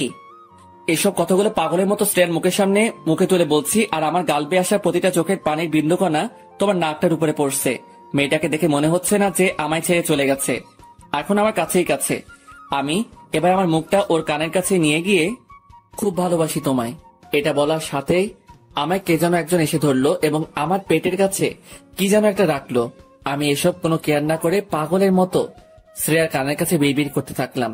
হঠাৎ বুঝলাম আমার পেটের কাছে কে যেন বারে বারে গুলি ফায়ার করছে। আমি পিছনে তাকিয়ে দেখতেই দেখতে পেলাম শ্রেয়ার ভাইয়া। আমি চোখ দুটো বড় বড় করে শ্রেয়ার ভাইয়ার দিকে তাকিয়ে হাসলাম এবং ঠোঁটের উপর ঠোঁট চেপে ধন্যবাদ জীবন্ত লাশটাকে মৃত লাশে পরিণত করার জন্য। শ্রেয়ার ভাইয়া রাগে ঘৃণায় আমার দুটো পায়ে আবারও লাথি মেরে আমায় হাঁটু মুড়ে বসিয়ে দিল এবং আমার চুলের মুড়িটা ধরে আমার মুখের ভেতর পিস্তলের নলটা ঢুকালো। আমি চারদিকে তাকিয়ে দেখলাম প্রচুর মানুষ আমাদেরকে দেখছে। তবে আমায় আটকালেও আমি আজ নিজেকে আটকাতে দেব না। আজ নিজেকে মনে হচ্ছে আমি পরিবারের একজন অবাধ্য ছেলে ছিলাম। এত বড় দোষ নিয়ে আমি জীবনে কখনো এগোতে পারতাম না। দলের লোকগুলো চারিদিকে বন্দুক হাতে নিয়ে দাঁড়িয়ে আছে। এদিকে শ্রেয়ার ভাইয়া চোখে পানি রেখে কাঁপতে কাঁপতে আমার দিকে তাকালো আর বলল, আমার প্রাণ নিয়ে খেলি, কিন্তু তুই আমার প্রাণটা আজ কেড়ে নিলি। এটা বলেই পিস্তলের ট্রিগারে আঙুল দিল। আমি মাথা নিচু করে মনে মনে, আব্বু ভাইয়া তোদের সাথে আর দেখা হলো না, হয়তো আবার হবে আমার লাশের সাথে তোদের দেখা। প্লিজ তোরা আমায় ভুল বুঝিস না, আমায় মাফ করে দিস। ভাই আব্বুর খেয়াল রাখিস। আমাদেরকে ছোট থেকে একজন আম্মু আব্বু দুজনেরই ভালোবাসা দিয়ে বড় করেছে। আমি পারলাম না তোদের সাথে আর থাকতে। আমি এখন পুরাই কাঁদছি আর খুব হাঁপাচ্ছি। আচমকা শ্রেয়ার ভাইয়া চিৎকার করে আমার মুখের ভেতরেই বারে বার গুলি চালাতে লাগলো। আমার মাথার পিছনে খুলি ছেদ করে প্রত্যেকটা গুলি রকেটের বেগে বাইর হয়ে গেল। আমি এবার মাথা নিচু করে ফেলতেই শ্রেয়ার ভাইয়া আমায় ছেড়ে দিল। আমি কাঁপতে লাগলাম প্রচুর এবং কখন যাই মারা গেছি বুঝতেই পারিনি। আমি আমার লাশ থেকে আমার আত্মা নিয়ে উঠে দাঁড়ালাম। দেখি আমার লাশটা পড়ে আছে রক্তাক্ত হয়ে। আমি শুতে চাইলেও শুতে পারছি না। আমি শ্রেয়ার লাশটার দিকে তাকাতেই দেখি, আরে শ্রেয়াও তো পাশে দাঁড়িয়ে। আমি পাগলের মতো দৌড়ে ওর দিকে এগোলাম ওকে জড়িয়ে ধরার জন্য, বাট আমি ওকে জড়িয়ে ধরতে পারছি না। ওকে আমি টাচই করতে পারছি না। আমি বিষণ্ণ হয়ে ওর সামনে দাঁড়িয়ে রইলাম। আর এটা দেখে শ্রেয়া হাসতে হাসতে, কি লেখক সাহেব, ভালোবাসা কি শুধুমাত্র স্পর্শেই হয়? কখনো তো অনুভবেও হয়। কত গল্পে ভালোবাসা স্পর্শে প্রকাশ করবেন, অন্তত এই গল্পে তোমার আমার ভালোবাসা অনুভবেই থাকুক। আমি মাথা তুলে শ্রেয়ার মায়াবী মুখটার দিকে তাকালাম আর হেসে, হ্যাঁ প্রিয়সিনী, স্পর্শে ভালোবাসা তো সকলে ভালোবাসতে পারে। আমরা না হয় অনুভবেই বাসি। আকাশ তো একটাই, তাকে তো স্পর্শ করতে পারি না। তবুও তোমার আমার মতো লক্ষ লক্ষ মানুষ ওই দূরে সাদামাটা নীল আকাশটাকে এত বেশি ভালোবাসে। জি লেখক সাহেব, আমাদের কাহিনীটা তোমার ডায়েরিতে তুলে রাখো। হয়তো পুরাতন হয়ে গেলে সেই ডায়েরির পাতায় ভাঁজ থাকবে, তবুও কখনো মুছে তো যাবে না। ওই দেখো, তুমি আর আমি কেমন শান্তি হয়ে ঘুমাচ্ছি। চলো, এই ঘুমের মধ্যেই আমরা আমাদের স্বপ্নগুলো পূরণ করে আসি। আচ্ছা চলো। এটা বলে শ্রেয়াও মাথা নিচু করে নিল এবং অন্যদিকে তাকিয়ে রইল। শীতলদা আমার দিকে তাকিয়ে, চিনিস নাকি? জি, ফ্রেন্ড হয়। আমি এবার বাইরের দিকে তাকিয়ে দেখলাম ওর ভাইয়া আসছে কিনা। ওর ভাইয়া গাড়ির সাইডে দাঁড়িয়ে কার সাথে যেন ফোনে কথা বলছে। এদিকে শীতলদা আমাকে, আমি দেখছি, যা তোরা কথা বল। আমি খুশি হয়ে, থ্যাঙ্কস দাদা।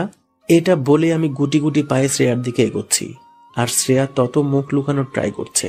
আমি ওর সামনে গিয়ে দাঁড়ালাম আর ওর দিকে তাকিয়ে, শ্রেয়া আমি জানি আমি ভুল করেছি, তোমায় না জানিয়ে চলে এসেছি, কিন্তু কি করব বলো? আমি আমার ফ্যামিলির কথা ভেবে এসব করতে বাধ্য হয়েছি। শ্রেয়া সাপের মতো ফুসফুস করতে লাগলো। কে আপনি? আমি আপনাকে চিনি না। বুঝলাম অভিমান করেছে, তাই আমি হালকা হেসে, আচ্ছা বাবা সরি, বলছি তো ভুল হয়েছে আমার। আরে বাবা, কে আপনি? আর আমাকে সরি বা কেন বলছেন? আমি তো আপনাকে চিনি না। এটা বলেই উঠে গেল এবং আমার দিকে আঙুল তুলে, আমি আপনাকে চিনি না, আই হেট ইউ। এটা বলেই ও গাড়ির কাছে গিয়ে গাড়িতে উঠে গেল। ওর এমন করা আমার সাথে ব্যবহার আমার বুকের সোজা তীরের ফলার মতো এসে লাগলো। নিজের অজান্তেই চোখের কোণে পানি চলে এলো। চোখের পানি লুকিয়ে হালকা হেসে, শীতলদা আমি আসি এখন, আব্বু হয়তো খুঁজবে, অনেকক্ষণ এসেছি তো। এটা বলে আমি বাইরে চলে এলাম। গাড়িটার দিকে বারবার তাকাচ্ছি, শুধু একটা কথাই ভেবে, একবার হলেও শ্রেয়া জানালাটা খুলবে। বাট আমার ভুল ধারণা, ও খুলল না একটা বারের জন্য। শ্রেয়ার ভাইয়ার টাকা মিটিয়ে গাড়িটা স্টার্ট দিয়ে আমার চোখের সামনে থেকে চলে গেল। নিজের মন আমায় এখন একটাই প্রশ্ন করছে, অভ্র তুই তো ওকে একটু হলেও ভালোবাসিস, আজ তখন তোর এতটা আবার কাছে এলো, কেন তুই ওকে তোর ভালোবাসার কথাটা জানালি না? তোদের মিলন ঠিকই হবে, কারণ উপরওয়ালা চেয়েছে বলেই আবার তোদের দ্বিতীয়বার একে অপরকে দেখার সুযোগ করে দিয়েছিল। কিন্তু সব তুই শেষ করে ফেললি, আর তুই কোনোদিন ওকে পাবি না, আর চাইলেও তুই ওর সাথে মিট করতে পারবি না, কারণ তুই তো জানিস না শ্রেয়া কোন কলেজে পড়ে এবং কোন মেসে থাকে। অভ্র তুই তো ভালোবেসেছিস, কোনো অপরাধ তো করিসনি, আর তুই ওর ভাইয়া মানে একজন মাফিয়ার জন্য তুই ভয় পেয়ে তোর ভালোবাসার বলিদান দিবি? এটা কিছুতেই হতে পারে না। তুই পারবি অভ্র, তুই পারবি। আমি এসব ভাবতে ভাবতে রুমে এসে চুপচাপ বেডের বালিশে মুখ গুজে পড়ে রইলাম। আমার মাথায় এবার বুদ্ধি এলো, তামিমকে ফোন দিই, সেই সব বলতে পারবে। হ্যালো তামিম। জি ভাই বল। বলছি শোন না, শ্রেয়া কোন কলেজে পড়ে কিছু জানিস? না রে দোস্ত, ওর সব সিক্রেট। আর তুই তো জানিস ওর ভাইয়া মাফিয়া, মানে ওর বোনকে ওদের শত্রুরা মারার ট্রাই করে অনেক সময়, তাই সবটা সিক্রেট রাখে। ও আচ্ছা, এটা বলেই ফোন রেখে দিলাম। কিভাবে যে ওর সাথে কন্ট্রাক্ট করব কিছুই বুঝতে পারছি না। তারপরেই মাথায় এলো, আরে ও তো আমার ফেসবুক ফ্রেন্ড লিস্টে অ্যাড আছে, ওখানে নিশ্চয়ই কলেজের নাম দেওয়া থাকবে। তাই আমি তাড়াতাড়ি ফোন বের করে ফেসবুক লগ ইন দিলাম এবং কলেজের নাম এবং ও যেখানে থাকে তার অ্যাড্রেসও পেয়ে গেলাম। দিন 4 পর ওখানে গিয়ে হাজির হলাম। কলেজের সামনে দাঁড়িয়ে আছি, প্রায় 30 মিনিট হতে চললো, বাট এখনো মহারানীর দেখা নেই। আমি হাতে ফোনটা রেখে ঘোরাতে ঘোরাতে চারদিকে তাকাচ্ছি। ডান সাইডে চোখ রাখতেই শ্রেয়া ওর ফ্রেন্ডদের সাথে হাসাহাসি করতে করতে কলেজের গেটের সামনে আসছে। বাতাসে চুলগুলো উঠছে, একটা নীল কালারের সালোয়ার কামিজ পরেছে, চোখে হালকা কাজল আর ঠোঁটের কোণে হাসি।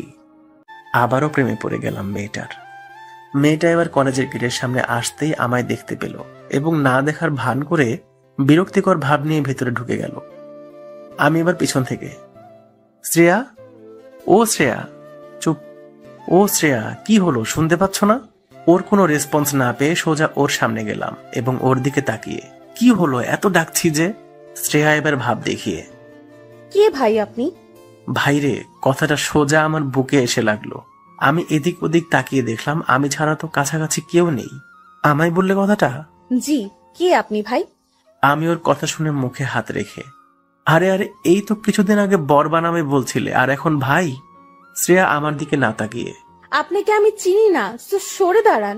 এটা বলেই সাইড কাটিয়ে চলে গেল। আমি পাগলের মতো মাথায় হাত দিয়ে ভাবতে লাগলাম, যাহ শালা, আবার কি নতুন করে পড়াতে হবে? আমি আবারও ওর সামনে গেলাম। এতে আরো শ্রেয়া রেগে গেল এবং আমার দিকে তাকিয়ে, আমি আপনাকে চিনি না, আই হেট ইউ, আমি আপনাকে ঘৃণা করি। আমি হালকা হেসে ওর চোখের দিকে তাকিয়ে, তাই? বাট আমি শুনেছি নাকি ঘৃণার মধ্যেও ভালোবাসা থাকে। তুমি আমায় ঘৃণা করতেই থাকো আর আমি তোমায় ভালোবাসতেই থাকবো, আর একদিন তোমায় আমি নিজের করেই নেব। শ্রেয়া এবার হালকা হেসে ভাব দেখিয়ে, চল ফট। ওরে শালা, আমি তো শ্রেয়ার এমন ভাব দেখে পুরাই আশ্চর্য। না, নিনজা টেকনিক এবার ইউজ করতেই হবে দেখছি। বাট এবার ওর উপর নয়, ওর একটা ফ্রেন্ডের উপর জেলাস ফিল করাতে হবে। তাই আমি ওখানে থাকার জন্য একটা লজে উঠেছি। পরের দিন আবারও শ্রেয়ার কলেজের সামনে এসে দাঁড়ালাম। ওর কাছে আসতেই ওদের মাঝে একটা ফ্রেন্ডকে দেখলাম, বেশ ভালোই গুলুমুলু টাইপের। তাই আমি ওদের কাছে যেতেই শ্রেয়া রেগে, ওই বলেছি না আমি আপনাকে চিনি না। আমি হালকা ভাব দেখিয়ে, ও হ্যালো, আমিও আপনাকে চিনি না। আমি তো চিনতে এসেছি আপনার ডান সাইডে থাকা পরিটার বিষয়ে। শ্রেয়া আমার দিকে রাগি লুকে, কে আপনি যে আপনাকে চিনতে হবে? এই চল তো। এটা বলেই ওরা এগিয়ে এলো। আমি এবার ওর ফ্রেন্ডের সামনে গিয়ে, আচ্ছা ম্যাম, আপনি কি জান্নাত থেকে পড়েছেন নাকি? মানে? না মানে এত সুন্দরী তো শুধুমাত্র জান্নাতেই থাকে। মেয়েটা হালকা হেসে আমার দিকে তাকালো এবং মিটিমিটি চোখে, তাই? শ্রেয়া রেগে আগুন হয়ে, আমি গেলাম। এটা বলেই চলে গেল। আমি মুচকি হাসলাম শ্রেয়ার রিয়েক্ট দেখে।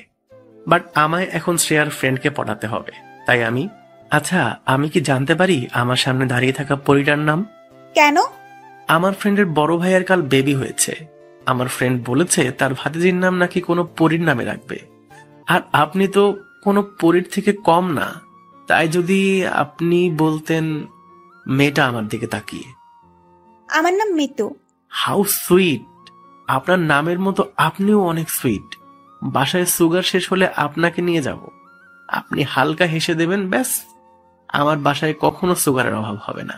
মেয়েটা মুখে হাত দিয়ে আমার দিকে তাকালো এবং হাসতে হাসতে আমি আবারও, এই শোনো না। কি? আপনার ঠোঁটের হাসিটা একটু সামনে রাখেন। কেন? না মানে আপনার হাসিতে এতটাই মায়া আছে যা সব ছেলেদের পাগল বানিয়ে ছাড়বে। ভাইরে, মেয়ে আমার দিকে তাকিয়ে হেসেই যাচ্ছে এবার, আর ওদিকে দূর থেকে শ্রেয়া আমাদের নোটিস করছে। মিতু শ্রেয়ার কাছে যেতেই বুঝলাম শ্রেয়া ওকে ভীষণভাবে বকাবকি করছে। আমি তো শুধু এবার শ্রেয়াকে জ্বালাবো, আমায় চেনে না বলে কিনা, চিনিয়েই ছাড়বো। আমি এবার দাঁড়িয়ে দাঁড়িয়ে ওদের মজা দেখছি। আমার দিকে শ্রেয়া তাকিয়ে আমার দিকে রেগে গট গট করে এগিয়ে এলো আর আমার সামনে দাঁড়িয়ে হাত গুটিয়ে। এগুলো কি হচ্ছে শুনি? আমি হালকা হেসে মাথার চুল ঠিক করতে করতে যখন দেখলাম আগেরটা পাত্তা দিচ্ছে না, তখন আর তার পিছনে পড়ে থেকে লাভ কি? কবি বলিয়াছেন, একজন ছেড়ে গেলে আবারও একজনকে ধরো, মনে দুঃখ পেও না ভাইরে। শ্রেয়া আরো রেগে বাঘের থাবার মতো দুটো হাত আমার মুখের কাছে এনে। উফ, তোর কবির গুষ্টি কিলাই। যদি দেখছি না আমার ফ্রেন্ডের পেছনে পড়ে আছিস, আর তাহলে কিন্তু তোকে আমি খুন করে ফেলবো।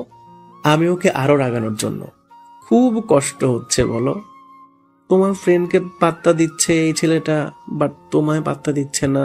আহা গোসনা, আমার খুব কষ্ট হচ্ছে বলো। ভাই রে, শ্রেয়া এখন পুরাই আগুন। অভ্র পালাতই, নইলে তোর আজ খবর আছে। আমি আবারও দুষ্টুমি করে, তুমি হলে আমার বেহুলা, জানি এখনো তুমি আমায় বাসো ভালা, তবে কেন করো এত ছলনা? ওহে বলো না প্রিয় ললনা, এটা বলেই দৌড় দিলাম। আর ওদিকে শ্রেয়া রাগে একটা স্যান্ডেল ছুঁড়ে। তা হারামি তোর কবি হওয়া, কাল থেকে যদি আশেপাশে দেখছি আমি কি করতে পারি। কেন গো, কিস করবা বুঝি? শ্রেয়া এবার রেগে মাটিতে লাথি মারছে। আমি এবার মিতুর দিকে তাকিয়ে হাত তুলে বাই পড়ি। শ্রেয়া আবারও রেগে আমায় কিছু না বলে সোজা মিতুর কাছে গেল এবং মিতুকে নিয়ে ভেতরে চলে গেল। আমি এখনো দাঁড়িয়ে আছি, আর যেখানে থাকি ওখানে গিয়ে করবোটা কি? আমি তো একা। সো ওখানে বোর হওয়ার থেকে কলেজের সাইডে একটা কফি শপ আছে, সেখানে গিয়ে বসি। কফি শপে দীর্ঘ 1 ঘন্টা বসে আছি। আমি মোবাইল টিপছি ঘাড় নিচু করে। সামনে তাকাতেই দেখি, আরে মিতু আর শ্রেয়া কখন এলো? এরা দুজন একে অপরের সাথে গল্প করছে। মিতু আমার দিকে মুখ করে বসেছে। আমি এবার হাত তুলে, আরে হাই, এখানে কখন এলেন? শ্রেয়া পিছনে ফিরে আমাকে দেখতেই ও উঠে মিতুর হাত ধরে। আই মিতু চল, ফালতু ছেলে একটা, মেয়ে দেখলে শুধু গায়ে পড়ার ধান্দা। আমি শ্রেয়ার কথায় পাত্তা না দিয়ে মিতুর দিকে তাকিয়ে, এই যে মিস, কোল্ড কফি নাকি হট কফি? জানি এত সুন্দরী মেয়ের কোল্ড কফির থেকে হট কফিটাই ফেভারিট। মিতু আমার দিকে তাকিয়ে হালকা হেসে মুখ বাঁকিয়ে, ওহ না, আমার কোল্ড কফি। এই রে শালা, মেয়ে পটাতে গিয়ে উল্টাপাল্টা বলে ফেলেছি। যাই হোক, একে ঠিক আমার লাইনে নিয়ে আসতেই হবে। শ্রেয়া রেগে ওকে টেনে নিয়ে বাইরে চলে গেল। আমি ওদের সাথে বাইরে গেলাম।